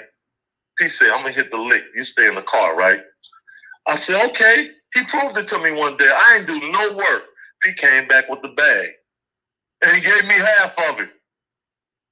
Okay, so P get dirty too. You gotta watch him. Yeah, he get dirty too. Yeah. So now we got the bag from the lick he hit, right? So P said, "Know what, King? We're gonna do the Ghetto's Trying to Kill Me." I said, "That's what you gonna call it, P solo album, right?" Right.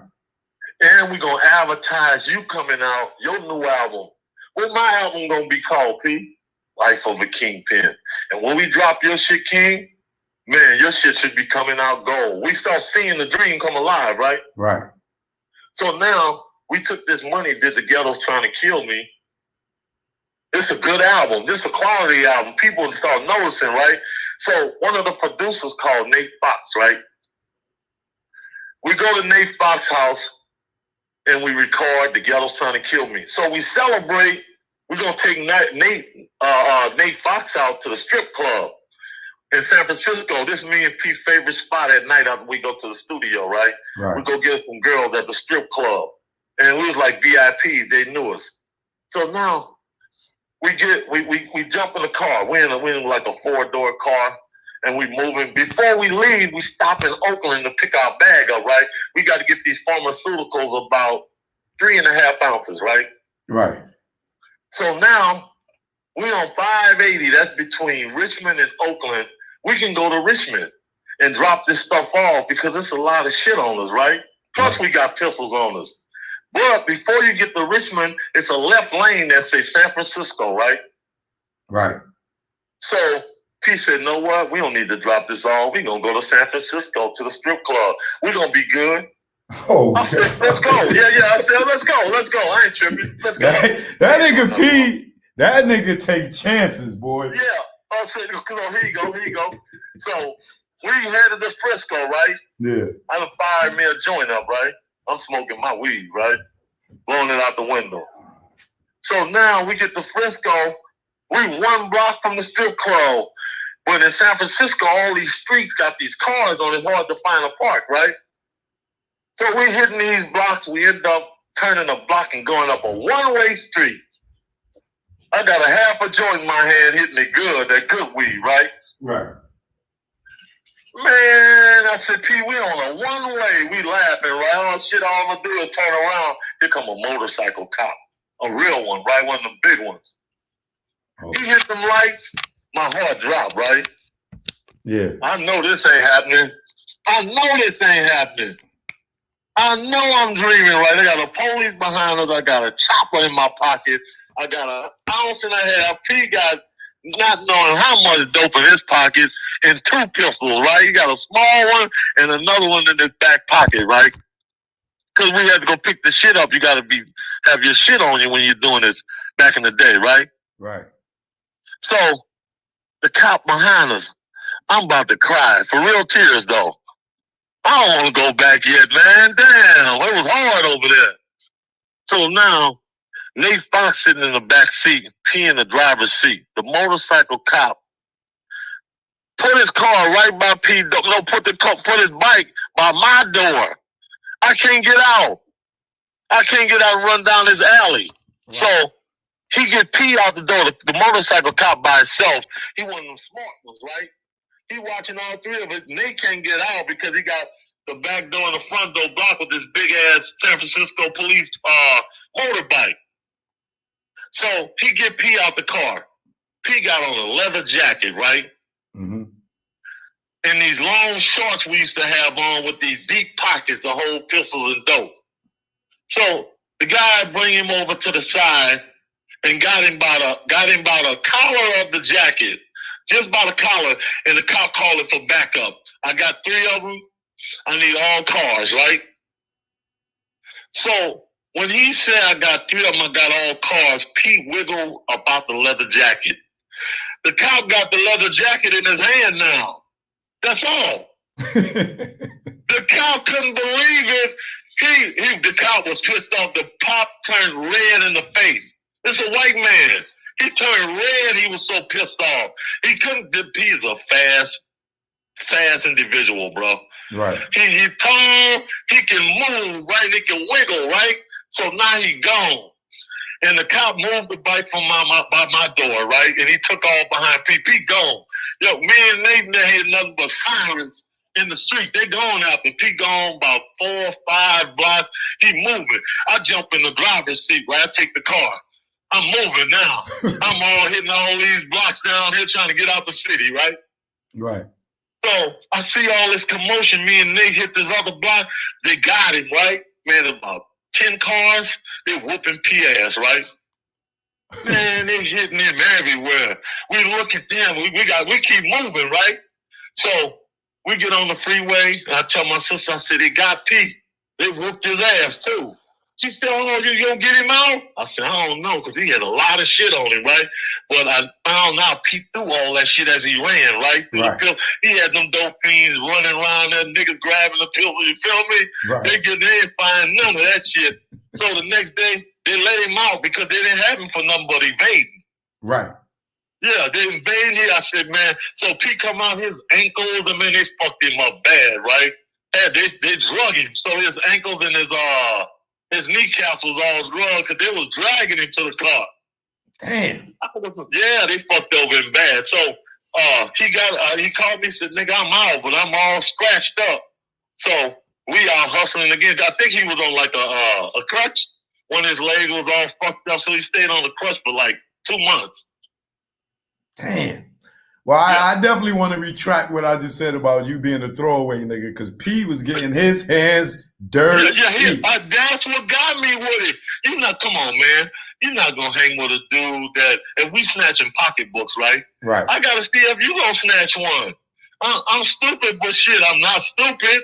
Right. You feel me? I'm going to show you how I'm going to get down just to show you how to get down, right? Right. So that's how me and P got so damn close. We was like hyenas, right?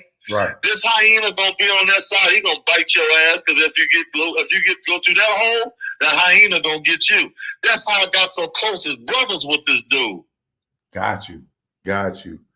Okay, so now after y'all get out of that, nobody goes to jail. What's with that project? Okay, now nobody go to jail. The ghetto's trying to kill me out, right? Right. Oh, we give it to City Hall. That's a distributor in San Rafael, California, right? Right. And we give some to the music people. That's Intermittent Records in Oakland, a distributor, right? Jason Bland. Right. We give it to them, and then it was a guy named St. Charles, E40 uncle. He was distributing records, right? For E40, he the one made sure E40 got the money off the Mailman and all the new records, right? Right. Now, I done heard about St. Charles. He works in distribution, correct? Yeah, there you go. So we hooked up with St. Charles because most Bay Area rappers, he was scooping them up. JT, the bigger figure, E40, Be Legit. He had all the connects for the distributors. Remember back in the day, whoever got the connects to the distributors are the ones they buy from? Right. Yeah, so we hooked up with St. Charles. We drove out to Fairfield, California, gave him the ghetto's trying to kill me. And in 2 weeks, he gave us a check. Okay, we got this check right here, a nice size check, right? Me and P always the only ones that see the check. out of anybody. Right. It can be C-Murder, it can be Silk. Back then, they didn't open their mouth because I was the number one man. Right. I was the only one sitting in the front seat. C-Murder, Silk, none of them could sit in the front seat with me. Right. If I'm in the car. So we got that check from there, and P said, King, I'm always going to just spend the money, right? Man, let's just take this money and ride, right? Right. He said, no, King, no. We about to do another project, and you're going to have a solo spot on it, right? Right. I said, what they say? We doing a compilation. We're going to use all these niggas out here that's hot. We're going to give them this money we just made, and we're going to give it to all of them. What? We were going to give these niggas the money? Let's have a party or something, right? Right. No, man, we have no party yet. You always want a party, King. Right. Yeah. So now we get the West Coast Bad Boys together. Oh, man. We dropped that with St. Charles. Another check come in, right? Right. Now name the people that was on the West Coast Bad Boys. West Coast Bad Boys. JT the Bigger Figure. Ray Love. Shelly Cell. RBL. Dangerous Dame. Who else? Oh man, so many up and coming guys who up now that was on that hit album, and P gave me a solo spot on it. Right. I had the song called Washed Up on there. Okay. And P and Seabolt had the song Headed for the Jack on there. Headed for the Jack. That took it to the next level. Right. Because Seabolt was like the number one selling in the Bay Area. So we consolidated with Seabolt and records start selling. So now we selling it. P cutting, breaking me off, right? And King, here go another 4,000 for your pocket, right? By then, I'm seeing this young lady called Rachel DiPrenzio, my son's mother, right? Right. She a white girl. So a lot of people wasn't taking good to that because, oh man, he got a white girl. I remember back in the day, they didn't take too much heed to it. Yeah. So anyway, I'll come back to that story. Anyway, we got the West Coast Bad Boys together. It's making money. I'm ready to spin again, right? Man, let's go get some cars. That's the King. Come on, man. You want to party? So P said, we're getting ready to do another compilation. Damn, what compilation is this? We're going to do the Down South Hustlers. Oh, shit, I like that one. And you're going to be on the single, King, called Bounce That Ass.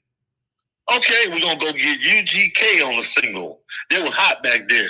Right. Oh, okay, we flew UGK and Pimp C and Bum B out to Oakland, right? Right. We took them around, taking them all around, me and Bum B hitting all the spots. Talking to Pimp C, he spitting all that game to me, right? Lacing me up with everything I need to know. And we got the song did called Bounce That Ass, and they did the song called Bones or something like that. Right. So Down South Hustles, West Coast Bad Boys, Ghetto's trying to kill me out, right? We get a call from Interscope. We go up to Interscope and BMG, one of those companies, right? Yeah. And we go up there, and the guy said, I'll give you $100,000 for the West Coast Bad Boys and the Down South Hustlers, right? Right. I'm in the office with P. I'm right here. And I'm crossing my fingers hoping he take it, right? I said, please take this 100. I ain't never had 100,000, right? Look, I said, please let P take this $100. Because he told me don't say nothing after the first time I went into a distributor office with P, and P was trying to get his check, and I told the guy, I said, look, man, I scared him. I said, man, you going to give us our check, man. I'm not going to play with you. And that pissed P off. P said, you can't do that, King. It's not like that dealing in these offices, man.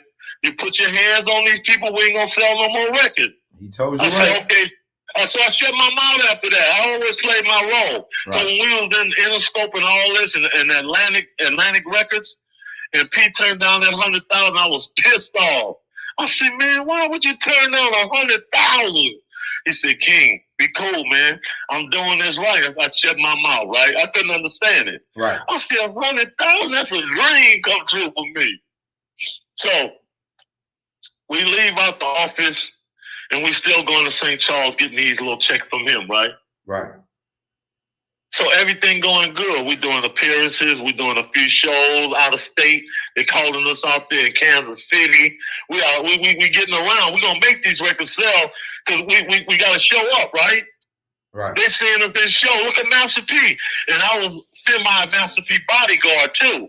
So everywhere he go, I'm gonna write on his back, right? Nobody touched this dude right here. And people was like, damn, Master P got a bodyguard right now. And I was kind of yoked too because I had just got out, right? Right.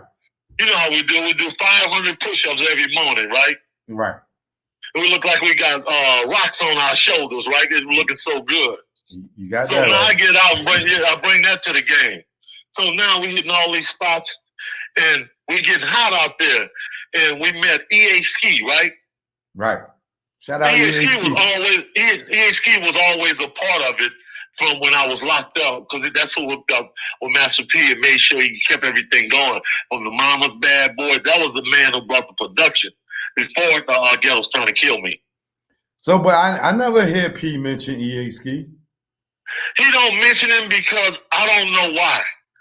I don't know why. He never mentioned EA Ski. I don't know why, because I don't think it was no bad blood. That's why I'm confused between Master P and EA Ski, because EA Ski the type of brother that you're going to get along with. He's just a business-minded person that straight the business on both levels. Right. On the bad level or the good level, he always with that guy. Never had no problems out of it. And I couldn't see why P wouldn't mention him, because there was no bad beef that I can ever see. I see they put a picture of EA Ski in the documentary, but they didn't say nothing about him. They didn't, but they had to put that up. EA Ski and showed the picture and went on to the next. Wow. And I can't elaborate on that because I don't see any bad blood, and I haven't heard anything in the street where EA Ski did. I never heard nothing bad about Mr. EA Ski. That's why I really can't elaborate on. Well, I don't know what he did, because I'll be talking shit then. Right. If I come up, man, the reason why he did it, yeah, I don't know that. And I'm not going to go that route because I keep my record clean. You can put me under a microscope, my record clean. I'm going to tell you everything about me. Right. Well, we'll see. EA Ski, I'm sure he's going to talk at some point, but I did notice that he was in there, but they didn't say nothing about him. They just showed him. Yeah, that's the heart-wrenching part, because I believe on the beginning he should have been in episode 1, but at the same time I don't know how the contact information went with EA Ski and him. I didn't really get into it, to investigate what was going on. So I can't really start elaborating on that because I'm gonna be talking out my head. All right, well, go ahead, move on. So EA Ski did production? Yeah, EA Ski contributed to the music when I was locked up, the Mama's Bad Boy, and the Understanding Criminal Mind. Plus, he was putting out music with CMT. So they did that, but when I got out, EA Ski started branching off. He always was on his own. EA Ski was always an independent. That's the only thing about EA Ski. He was always an independent. He just collaborated with Master P. Got you. So that went that way. And P never said nothing bad about EA Ski. When I first got out, it was nothing but good, man. I just met my boy EA Ski. He a black belt, this, that. Never uttered one word. Not even trying to stand in front of P, Right. I'm just giving you the real about another man. Right. Yeah, so now the West Coast Bad Boys, downside hustlers circulating, we getting hot, right? We're getting a check. EA Ski said, I just did a deal with Party Records. Brian Turner, right? Right. He called P, said, y'all can go up there. I got it all set up. We caught a plane to LA, me, C Murder, Silk, Master P. We all walked in the office. Back then, you can walk in the office of the record companies and just go straight up to the door. Now you need like a scanner, because Ice Cube and them shut that down because they went in them offices one time and broke all them people's shit up. Right. And they start putting, don't let nobody up, these niggas crazy, like that, right? Yeah. So we walk right in, and as we going in, we see A-Ski coming off the elevator. A-Ski, what's going on? And A-Ski threw up the deuces, right, saying it was all good. So we go up there and sit down, and I'm right there, Brian Turner. He said, this is my right-hand man, King George. Brian Turner shook my hand, and we getting to know him, and they liked us so much, Brian Turner wanted to take me and Master P to Mexico on the weekend just to get to know us, right? Right. And I was at the time with my son's mom. I hung out with her for that weekend, and him and Brian Turner went out there, and they got to know each other. They said, we like P, and they focused on this distribution deal. And I was like, P, are we getting a check? You know, from Brian Turner, right? Mm-hmm. They said, don't worry about that, man. We ain't gonna trip off no check right now. I'm like, what? We ain't not getting nothing like that, right? But I didn't know what kind of deal he was doing. He was doing a deal where you get no money up front. Mm. Yeah, they might give him like 20, 30,000 to do a promotion. He might say, here, King, payday. And I'm looking at, okay. And so we move on from there. So we got the deal with Priority. Now we're recording the Tru album, the TRU, the Tru. Right. I'm banging it out on 3 strikes on Tru, right? I'm hitting it hard with my lockup shit, telling them what it's like having 3 strikes. Right. And we got the Tru song that Mobbing Through the Hood. We're going to do a video to this one, right? Uh-huh. We're going to bring C Murder. We're going to silk. We're all going to wear khakis and white shirts. Cali G, Big Ed, all of us going to be in here. We're taking photos now for the Tru album. We're in the parks in Oakland taking pictures. We're out everywhere taking pictures. We're all at the marina shooting footage. So the day before that, the Mobbing Through the Hood video, P came to me that night, right? The 2 days before that, right? Right. P said, King, you and I get ready to get cars. We're not going to use no fake check. We're going to pay cash for these. I said, okay. He said, what kind of car you want, King? I said, you know what kind I want. I want the white Cadillac, right?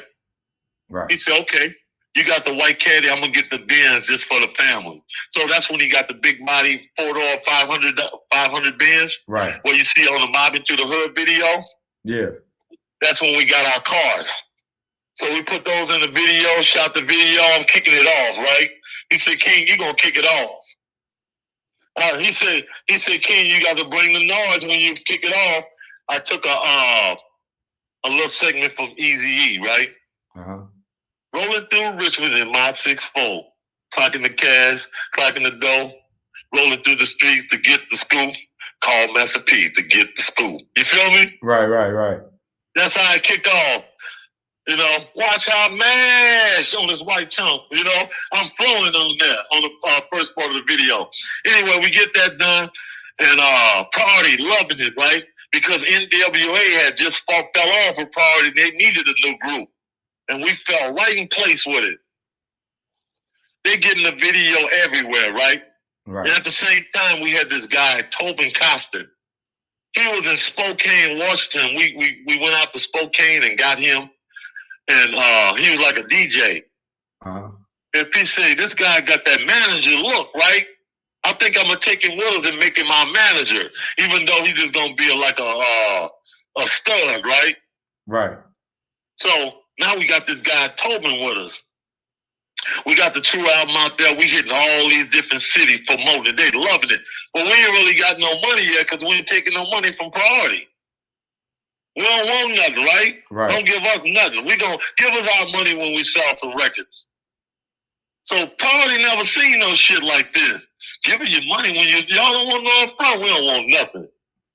So now the guy Tobin, he working side by side with P. He rolling with P, doing this thing. They over here. But we not knowing this guy that's talking. He talking too much. Because we don't let everybody know our business, right? Right. And I think the guy would told somebody something. P found out. I said, that nigga told you that? And it just killed the whole thing with him and P. And P came to me one night. He said, King, I want you to do me a favor. I want you to knock Tobin out. And Tobin was like a square to me, right? Right.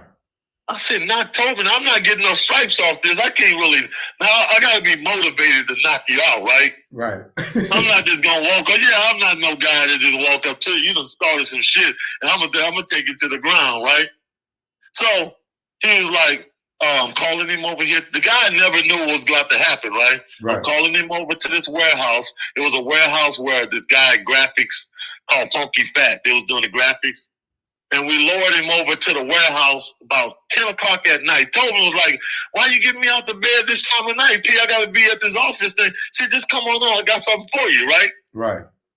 So now we hiding behind cars, and they got these rollaway gates that you roll with the chain and go all around. And we rolling, the guy rolling that up. I think Big Ed was rolling the gate up. And Tobin drive his car, not his car, and we lock him back in, right? Right. And Pete looked at me, and he dropped his head. When he dropped his head, I was supposed to just drop him, right? Right. And I said, no. And Pete was like, what? And, he didn't say what. His eyes was like, I gave you an order. Right. I said, no. That pissed him off. And Pete said, okay. So Big Ed told P, anyway, Tobin and King planning on getting another record deal, right? He lied on me. He told P I was going to get a record deal because Big Ed thought we was going to leave him because Big Ed was like a weak link to us, right? Right. He wanted to play basketball, really, but he saw this Tru shit jumping off. Now he wanted to get in and go tell the P some damn lie. But I want to go get a record deal, and P kind of ran with it, right? Right. He said Tobin and King trying to get a record deal, and P was like, "What?" So I noticed they went to Minnesota somewhere, and I called P. I said, "P, where y'all at?" He said, "We in Minnesota." I said, "You in Minnesota?" I'm sitting here in Cali, right? Well, yeah. I'm not in Minnesota. We left, man. What you and Tobin doing? They was playing games with me, right? I didn't catch on to the shit until he kept doing it, right? Right. I said, why are they doing this shit? Fuck it, I'll stay home then. So then they come tell me, man, why you and Tobin trying to get a record deal. Now I'm so pissed off, I'm not even saying nothing. I'm not saying I got a record deal or no record deal, right? Right. I'm so pissed off because you my boy. Why you gonna think I'm gonna get a record deal if at least come talk to me? Don't play games with me, right? We done been through hell and high water. That's right. Don't fucking play games with me because this shit getting hot now. So they went on and left me, right? Yeah. Now I'm sitting at home with my girl and my newborn baby, right? Got no money because I'm not moving around like I was. And I was connected to this shit, right? Right. I'm like, damn. And Pete not cut me a quarter off because he left, right? Now he calling me. King, man, y'all shouldn't have did that. And I'm not about to say, man, I'm not doing it like some bitch or something, right? Right. I'm like, okay, yeah, okay, all right. Yeah, I'm doing this, I'm doing that. I'm like, I'm agreeing with him, right? Right. I said, okay, because there's some bitch shit, right? I don't even know why I'm fucking listening. So P kept calling. I said, you know what, P? I'm going to tell you something, man. I got love for you, but guess what? Don't call me no more, man. Please. Because it's turning into bitch shit, man, and I'm not a bitch. I did 2 years in that place, and I wasn't a bitch, and I'm not going to come out here and be a bitch. I said, just take me off everything. I don't even want to be a part of it because it's whole shit now. He said, you want to be out of it? He agreed with me. I said, yeah, I'm out of it. He said, okay. So he started taking me off the covers. And he ran with it like that. But I said, no, I'm going to still do my business. And I end up working with Tobin because he was the only one that had funds to help me out with the project. So I ended up working with him anyway. And made it look like that anyway. Right. So the story is told, and that was the truth. Never try to get a record deal. Never cross P behind his back. Did time and didn't snitch on him. All the above. And they started playing these games with me, and I backed up. And that was that. I didn't want to go work with the guy Tobin, but that's who I was stuck with because I had to put my music out too. And this was the only guy that had the funds willing to work with me. Wow. Man. Yeah, that deep. Yeah. That's an unfortunate situation because when you see dudes that been with P like Boz and all these dudes like. Oh, can I insert on that part right there? Yeah, definitely. Boz was my boy. I brought Boz in. Boz had just got out of jail. That was one of my closest friends too. We caught a plane down from Cali and we went to New Orleans to promote the album, right? And we went to P always played basketball. He always had us playing basketball, right? Right. So now we in this gym and I see Boz. I ain't seen him in a while because he went to the pen for some shit, right? Right. Hey, what's up? And Boz happy to see me. We hugging each other. And Pete pulled me to the side. He said, "Man, watch that nigga." I said, "Watching this, my boy right here, right? This is what Pete told me. Watch this nigga, right?" Right. I don't know if it was out of jealousy or what, because me and this nigga were close, right? I'm over there with this nigga. Pete like, "Oh, okay," you know. So Pete said, "Watch this nigga." That's why when I see Boz, I trip. I'm like, "Whoa, Pete got with him." Yeah, so I brought him in. You know what I'm saying? But we was all childhood friends. But Boz was my boy from the Cali, out of Galvez Coatway. Wow. Yeah, I brought him in. That was my boy. And the reason why Boz, I'm gonna tell you the secret why me and P and Boz clicked so hard, because Boz remind P of Kevin Miller, his brother. He looked like him. Gotcha. That was like a reincarnation of Kevin Miller. Because if you look at Kevin Miller and Boz, they're light skinned and they almost look alike. And that was like a thing. Pete felt like a bond with him for Kevin. Copy that. I got that. Yeah, if you see it, with me saying it, then you can see it for yourself. Okay, Right. that makes sense. Yeah. You know, because he loved Kevin that much, man. If he could have resurrected Kevin, he would have did it with all the money in the world. Yeah. Rest in peace, Kev Miller. Yeah. Yeah. But all right. So now, when you say, "Yo, all right, I'm done. Take me off of everything, this, that, and the third," is that when P moved on and started? That's when they had to leave, because I'm out in Cali, right? Didn't know I got like a short fuse, right? Yeah. You're not gonna live in Cali and I'm out here too. I'm gonna see you out here. You gonna move back home. You gotta move, because you done fell out with me now. Right. Yeah, you're not gonna go run do the red label out here with King George out here. We don't know he's sneaky. We don't know what he might do. He might be shooting a video or something. So He might was Mia Xing them out there at this point? Oh, what happened was with Mia X, when we was promoting when we went down south, and I told you I seen Boz, and me and Boz went outside and smoked the L, and Right. we was chopping it up, trying to talk about the old times, how we did back in the day. That's when we heard about Mia X, this girl that can rap, right? Because P was looking for new talent from New Orleans. Right. So now, dude hook us up with Mia X. We meet Mia X downtown at the hotel. We was at the Clarion, right? Mm-hmm. She come down there, she flowing, right? So P said, "Would you mind moving to Cali?" She said, "Yeah." So we got her on board, right? Now we meet KLC and his other boy, right? Mm-hmm. We already had Moby Dick, because we ran into Moby Dick in Texas at his cousin Moby Dick. We ran into him at a club, and he saw us. And he said he was doing production. So we ran into KLC in New Orleans, and P said, "Know what? If I put y'all two together, can y'all make music?" And KLC had another boy with him, so it's three of them, right? Right. And P said, "I'm gonna call this beef by the pound." And he said, "Yeah, that makes sense." So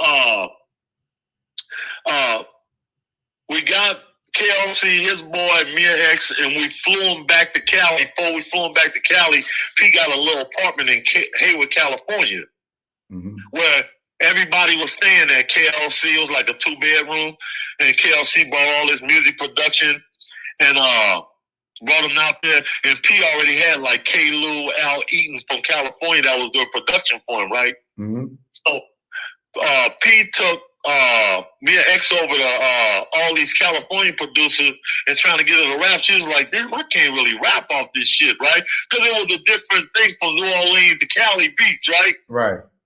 So P said, "Okay, I'm gonna get KLC and them to see if they can create something for you." So when KLC and Moby Dick started doing it, they had that down south flavor. So that's when she made Good Girl Going Bad, because she could flow to these beats. Right. So they asked me, she said, "King, would you be in my video as my man?" Because me and Mia X was supposed to get together as in a relationship, right? But I turned her down because I had my white girl, and that pissed her off. She used to always tell me, "Oh, you in love with them cave bitches, right?" That's what she told me. Because she was like, "You never take me to the park." You know, he was pissed off because he wanted me to get with Mia X. He said, "Mia X is the one you should get with." He almost thought he had complete control over me, right? Right. He said, "King, leave her alone, my son, mom, and get with Mia X. That's who you should really be with."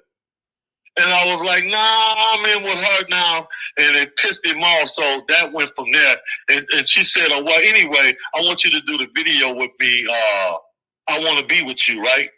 Yeah.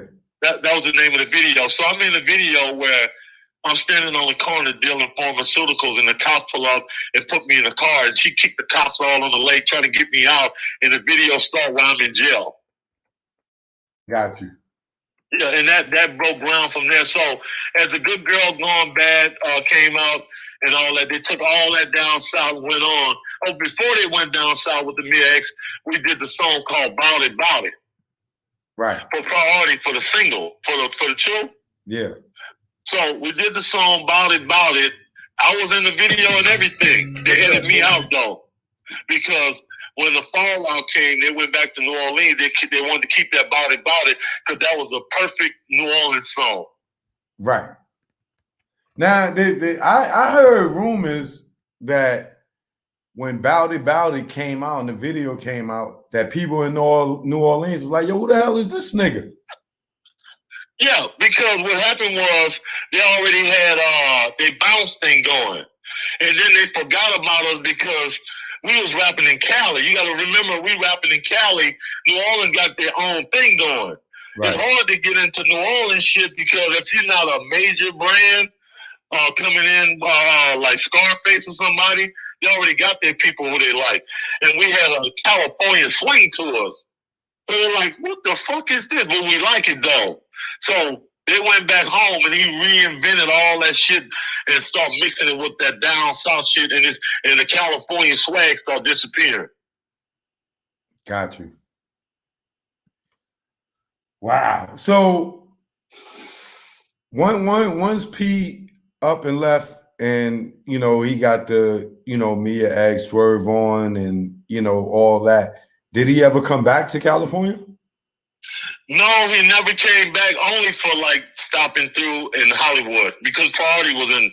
He had to come back to Cali because that's where the office was. No, I'm talking about Richmond or Oakland.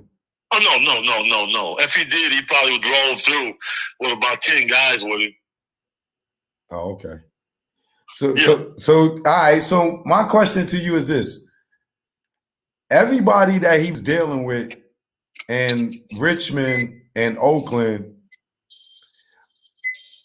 to me, like, listening to your story, P's a smart nigga. I ain't gonna take that away from it. The nigga's smart. He knows his business.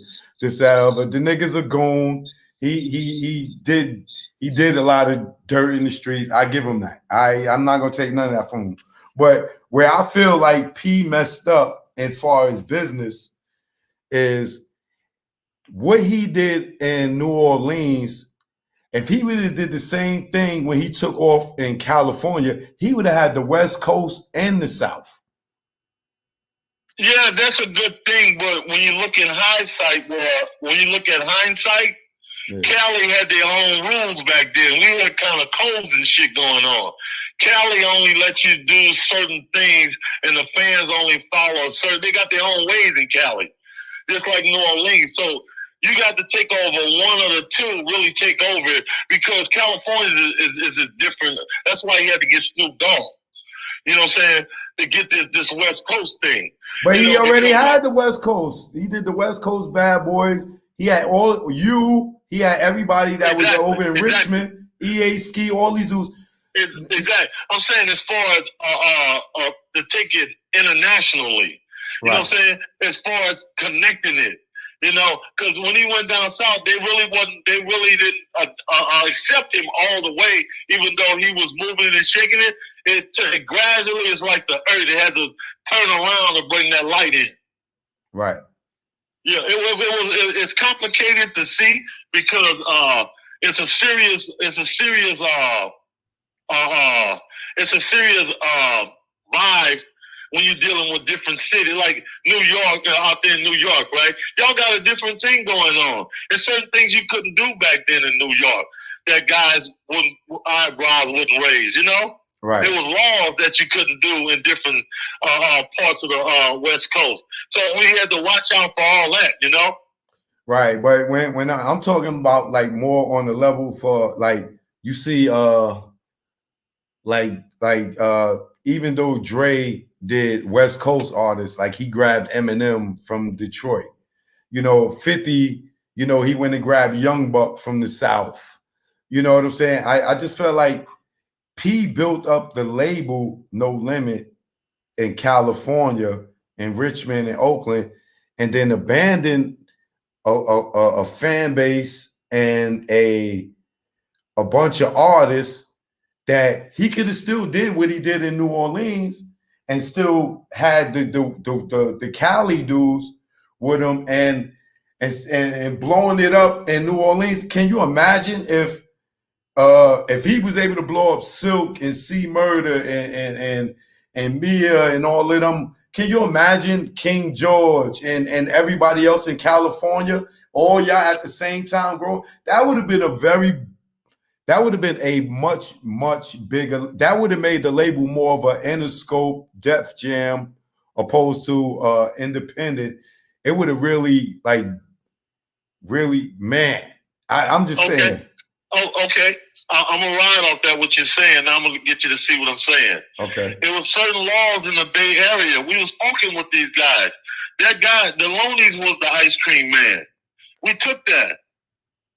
So you admit that P stole that from the Loonies? Well, we was the ice cream man too. So they made it, you know what I'm saying? If you're the ice cream man, I say I'm the ice cream man in the city.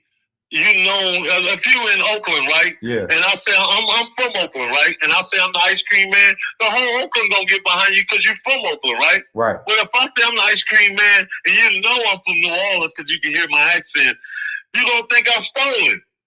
So that was a perception. Oh, he took that because we was doing it at the same time they came out with the ice cream man. We had the white Lexus for the ice cream man. So they was like, oh, they stole that. So you got to realize that the environment we was in, these guys was the guy that was rapping was in the dope too, and they was connected to the street. So it's not just rapping no more. This is a real game. These guys want to hurt us now. Right. That's why it broke my heart that he left. He left me where I was like a sitting duck. You know? Yeah, you talking about Oakland back then, it ain't like it is now. You wasn't none of that shit. There was laws. You couldn't fucking take over because these guys want to kill you. Right. Well, the reason I say that, because when you said it, you said the Loonies was the ice cream man. We took that. Yeah, definitely. I said we took it because we did take it. We put it bigger than they did. If you say you are macho and I say I'm macho and I take it worldwide, I took that. Right. Hell yeah, I took it. Right. All right, I can do that. I'm being honest. Well, yeah, we took that. Right. Oh, okay. So, damn. All right, so, but I still don't get the part where y'all was already rocking in Richmond and Oakland. So why wasn't they going to accept y'all when y'all was already like starting to make waves there? Because nobody forgets where you from.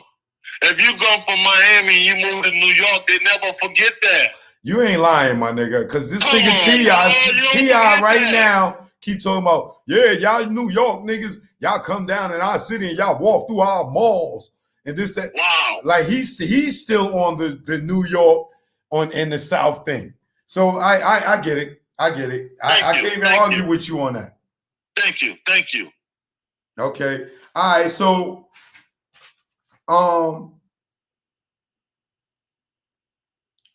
what I want to move on to is, all right. Well, I honestly speaking, listening to your story, you can't really be mad at P if you told him, yo, take me off everything. Yo, I can't be mad at it. Nah, you can't. I can't be mad at it. Because that's why I still got a stable mind. Right. Because it was all real. It wasn't nothing that I had to play mind games with myself. I did that. You know, I sat down in the room and said, damn, I actually told this man to take me off everything.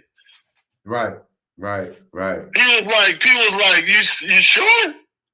You know, you don't tell a man to take you off something and he gonna say, no, I'm putting you on there, right? No, he gonna do what you say do. And he gonna be confused like, King, you sure?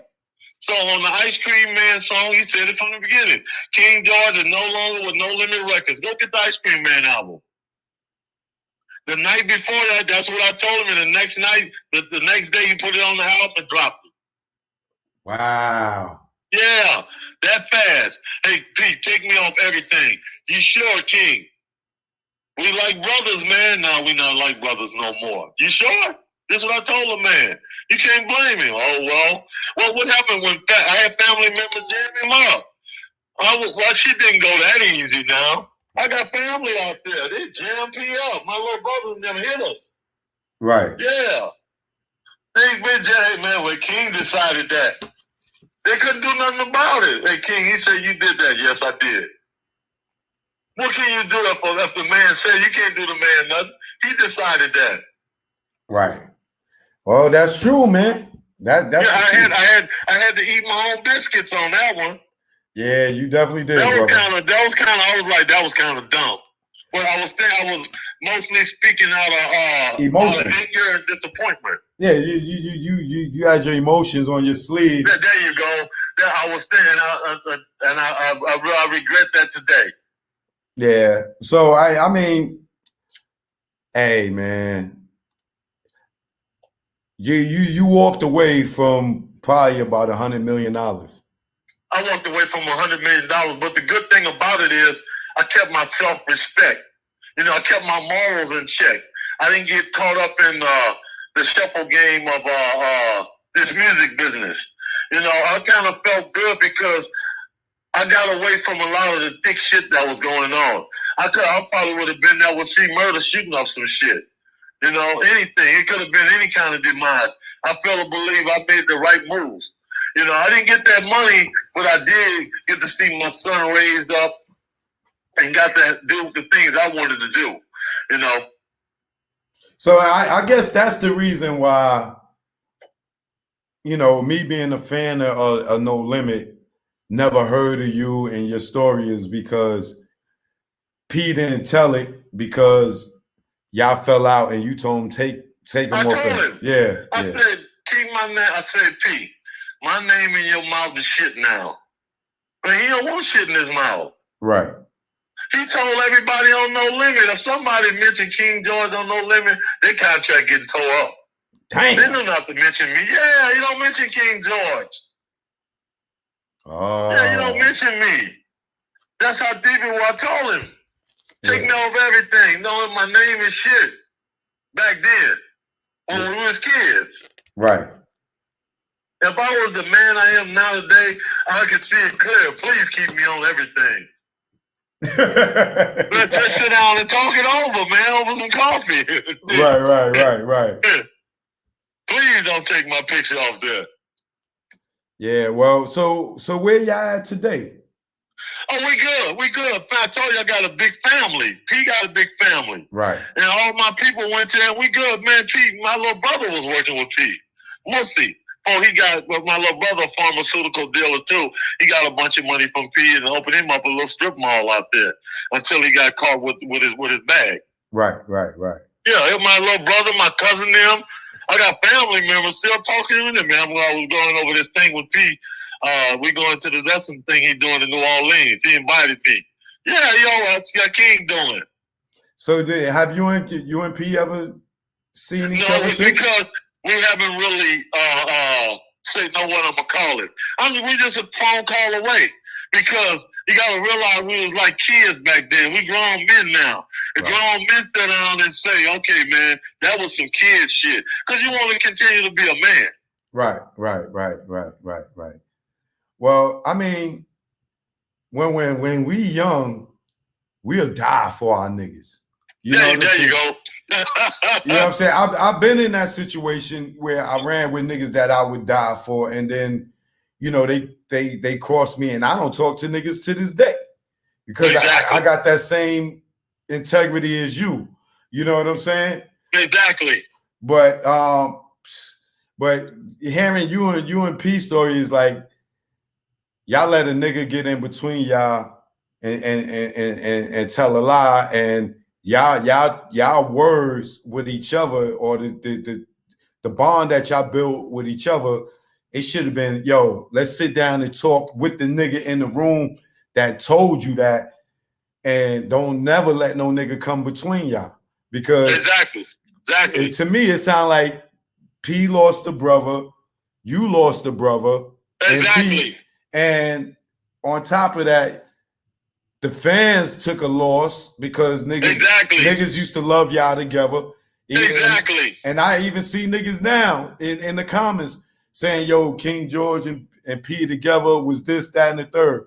So at some point, I think one of y'all need to call the other person. Oh, definitely. It's inevitable. It's on the way, because you got to realize, Chuck, you already know how the game go. Right. You men, man. Men don't get together. Hoes don't get together, man. For real. Right. They don't get together. Men gonna straighten this shit out, because I'm not going to the grave with this shit without getting it straight between two men. We don't do it. And the good thing about it is there wasn't no physical contact. Yeah, y'all didn't have no drama. Y'all didn't have no beef. Nobody stole nothing from nobody. Nobody slept with nobody girl. Nobody shot at nobody. Right. Nobody family members had a shootout.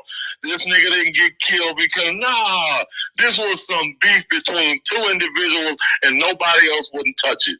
You mentioned me to somebody. I don't know about that one. It was a hot subject. Right. You wouldn't touch it because these dudes were like brothers.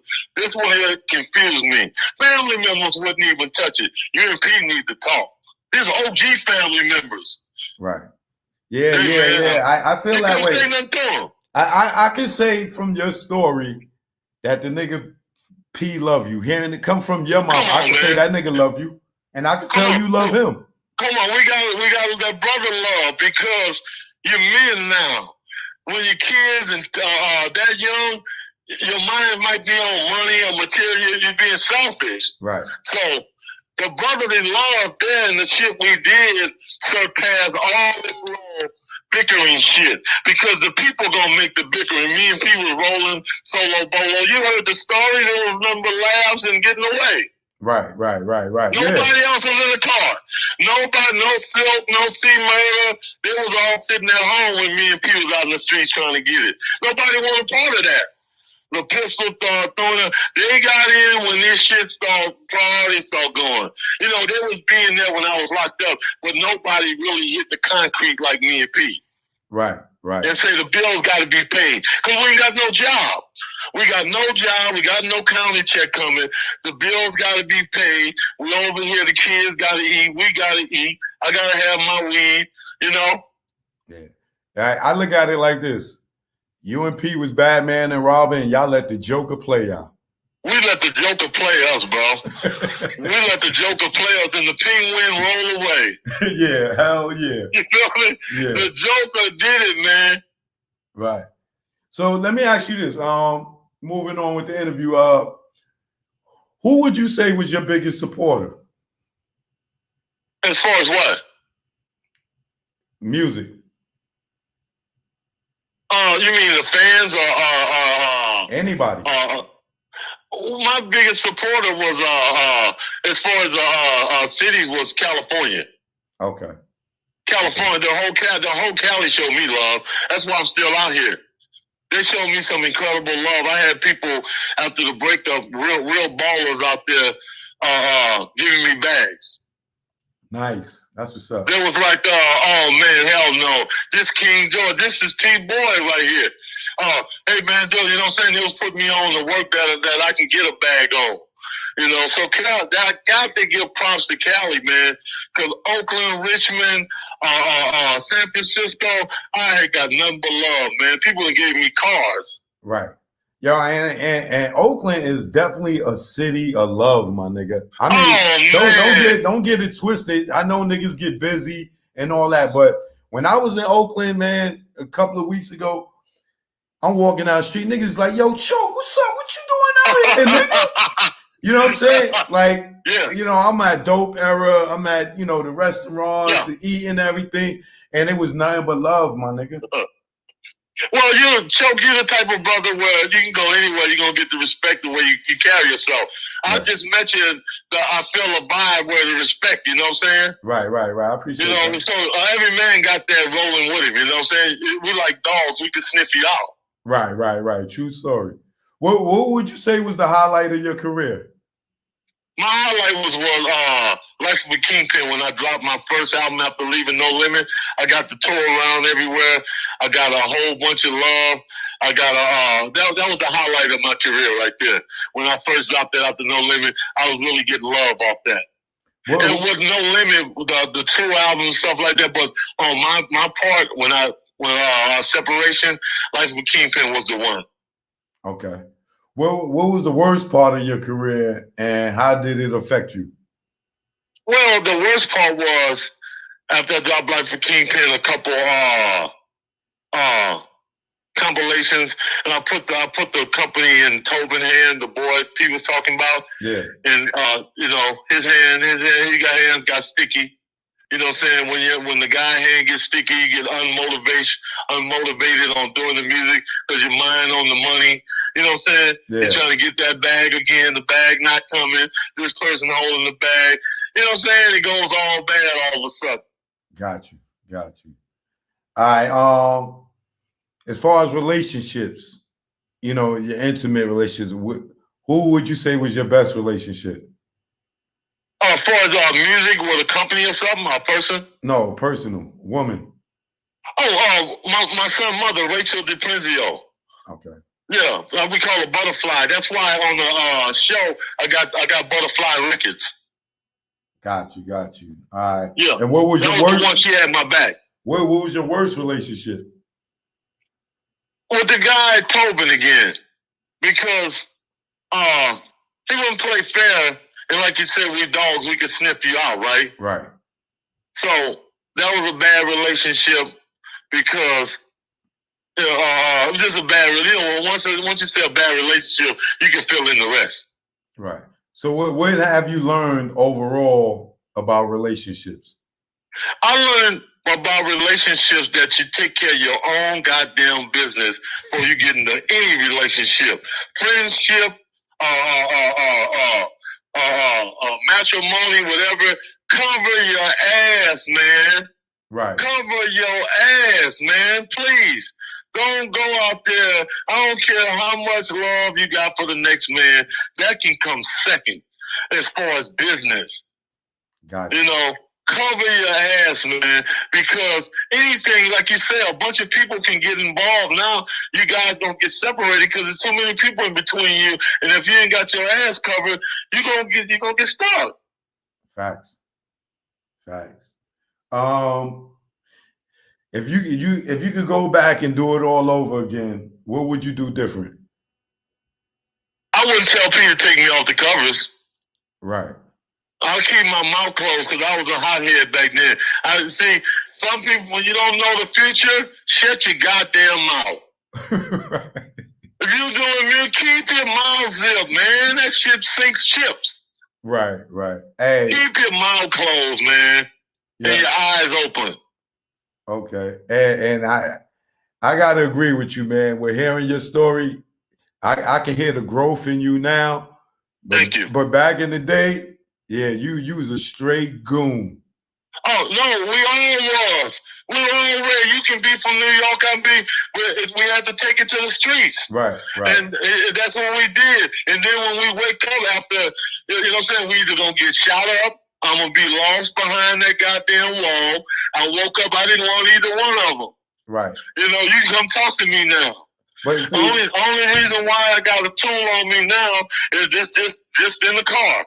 I don't walk around looking for enemies, you know. Right. I'm all good now. I'm grown up now.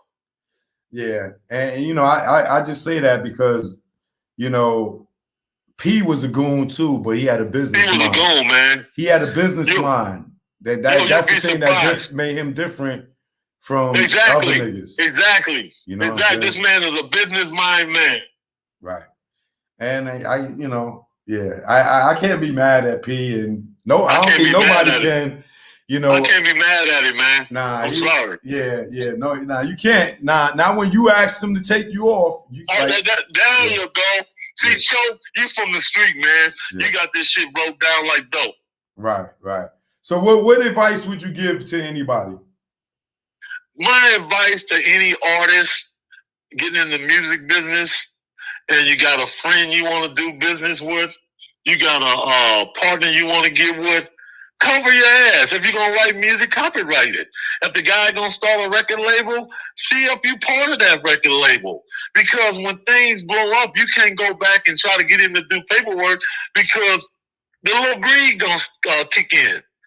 You know, if I got this car and we go buy it together, right, and I put my name on it, after a while, I'm going to think it's mine. Right. And then if y'all get into an argument and your name ain't on the title, it's yours. You're going to lose.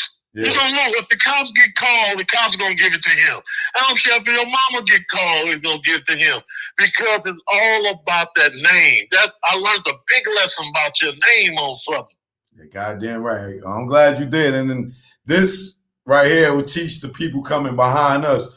Yes. You know, it ain't, you can have friendship, but you better make sure you got your business together. You can be the best friend. I want you to be friends. But if you're doing any business, take it from King George. Take it from the Choke No Joke show. Cover your ass, because if you don't, you're going to get caught with your pants down. Right. Wow. It's crazy. So what's your focus in life and in business today? My life, my focus in business is I still keep my music out. I still keep the fans fed. And I focus on family. And I focus on more love and communication with people. I guess because I'm older now. Right. You know, I'm in that older mindset. So I'm that laid back guy now. You know what I'm saying? I got young guys come up to me and, oh, gee, you know what I'm saying? If I can give them any kind of news, if they're not deep in the game or gone, I can slip my little note in there and send them on their way, where in the end, they look back and say, hey, this guy gave me this token here to make it. He gave me some good news, you know? Right. So my focus on helping people really now. That's what's up, man. That's what's up. Who is this right here? Nia Nicole, thanks for the donation. Yeah, and then, you know, lastly, I would love to see you and P get together, shake hands, take a picture, do a show, especially in that demographic, in that market, in that Oakland, Richmond, California. You and him together do the original Tru show or something. But it's definitely probably about that time for y'all to just shake hands, even if y'all don't ever talk again. You know what I'm saying? Well, you know what, Joe? Just like you just said, being a man, this is the thing men do. So we both men now. It's inevitable. Right. You know, at least on my end, I'm a man now. Right. We didn't shoot each other, none of that. So it ain't nothing between us. It ain't nothing but an opportunity now. Right. So I can really see that. Because we men now. Another man can see it, you see it, Joe. Yeah. And I'm sure that man missed you too. Oh, come on, man. We was like brothers. You know what I'm saying? We shake hands, do our thing. Hey, man, we did that. Because it's only right, man. You feel what I'm saying? Yeah. It's only right. And I think it's inevitable. Right. Me and this man gonna shake hands. It's gonna be a wonderful life that we got over that hurdle. Because you don't want that same hurdle. You did too much. Right. To have that same, oh man, I got mad with him. That ain't making sense, man. No. Right. No. Right. No. You got too many pictures together. Y'all shaking hands on every picture. You're right here shoulder to shoulder with this man. Say hello to that man. See how he doing. Y'all niggas from the same projects. Before both of y'all be in a senior home, y'all can't move y'all hands. All y'all playing checkers all day. Now you're wishing, damn, I should have said hi to the man. Right. Yeah. I think after this interview, it's gonna happen because, you know, one of the P boys that work with him right now called me yesterday, Yeah, you gonna make it happen, Joe. yeah. And I know he was calling because I was interviewing him. But nigga, I've been look out. Right. But nigga, I've been calling you for the last 2 months. You ain't pick up my call. That's why I ain't pick up your shit, nigga. You know what I'm saying? You know we don't play that fakeness. You know who I'm talking to. You know what I'm saying? We don't do that, man. That's not allowed, bro. That's not allowed. The streets not gonna have it. Yeah, so P, if you wondering why I ain't pick your man call up, because I've been calling that nigga for the last 2 months, and the nigga ain't pick up. You know, it's nothing but love. But don't do that to me. Exactly. You know what I mean? But yeah, so yo, King George, man, yo, thank you, brother. Thank you. It's definitely been a pleasure talking to you. I like the fact that you came on here. You're not angry. You're not bitter. You didn't try to throw P under the bus. You know what I'm saying? Like, and now a lot of people, me included, know the origin of your story in No Limit. Thank you. Because a lot of us think No Limit started with Mia X and them. And you know, so shout out to everybody in Richmond, California, Oakland, that all contributed to No Limit, the original No Limit, the original the real Untouchables. All y'all dudes that played the part in it, man. Y'all getting y'all roses right now, man. Exactly. Especially shout out to EA Ski. Yeah, EA Ski, my man. EA Ski, much love, brother. You know I got you. You keep on knocking them out, baby. Word up, man. But all right, King George, I'm gonna rap with you, man. Stay in touch, man. Brother. Thank you so much for the time. Yeah, man. Stay in touch. And next time I'm in the Bay, I'm calling you so we can go drink. I got you. Red coffee, baby. All right, I do. I appreciate you, man. One. Yeah, y'all. So you already know that was the true King George. You know what I'm saying? Y'all see his Instagram right there. TRU King George. That was a great interview. Shout out to Master P. Shout out to the whole No Limit. Shout out my man Swab Bob. Shout out C Murder. Everybody, man. You know, the whole No Limit, Mia X, Fiend, everybody, man. Shout out y'all all, man.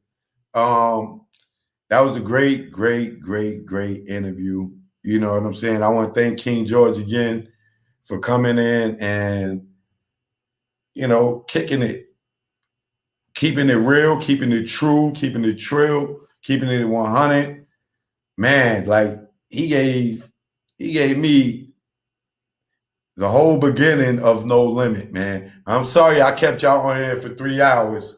This is the longest live that I ever did. This is my story from my mouth live, and I really enjoyed it. Thanks for everybody for the donations. I wasn't shouting out the donations because y'all know when I shout out the donations, I'll lose my train of thought and be like, So I was trying to really stay focused on this interview. But thank y'all for tuning in. I appreciate y'all all, man. That was awesome, man. Shout out to King George. Shout out to Master P, man. P, you's a goon ass nigga for real, nigga. You ain't tell us all that about your life, nigga. You is a super goon. This nigga, P, yo, P, you deserve to be where you at, nigga. You is a hustling ass nigga. Your name should have been Hustler P. Fuck Master P. Hustling P. Nigga, this nigga was busting checks and everything. Yo, that nigga P is a whole. I respect that nigga hustle on a whole nother level.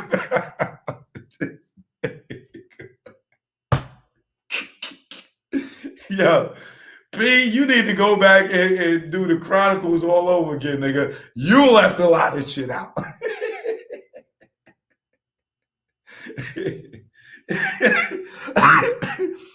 Yo,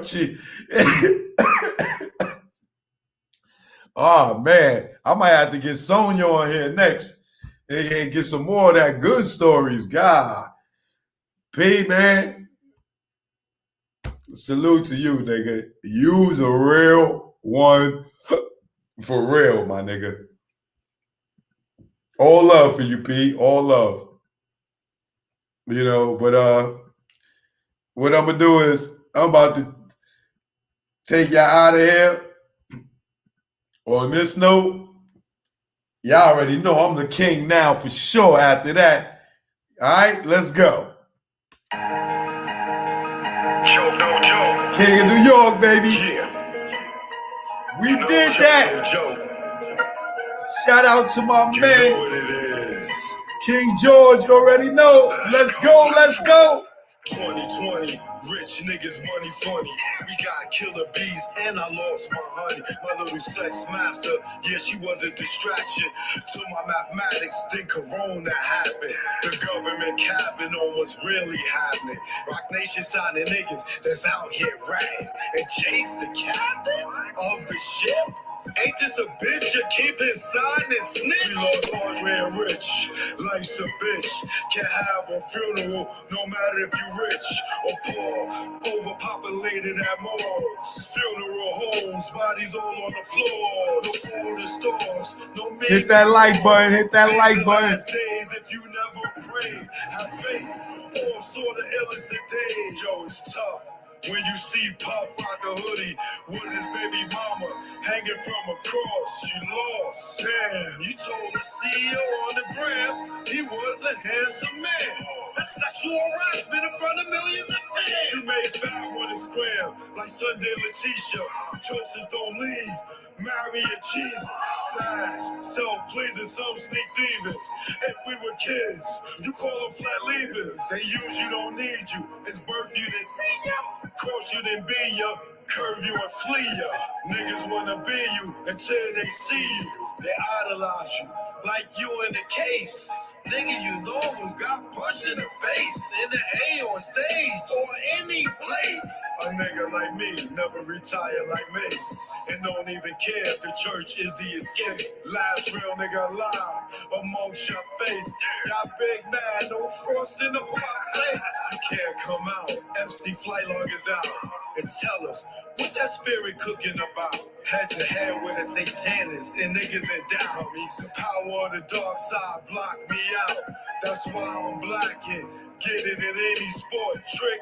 That's why you the non-factor. 6ix9ine keep acting like you ain't acting. You wasn't flagging in the court yapping. That tough guy on the gram was just blabbing. Nigga, you can't. I'm the king of New York. At y'all niggas, I'm laughing.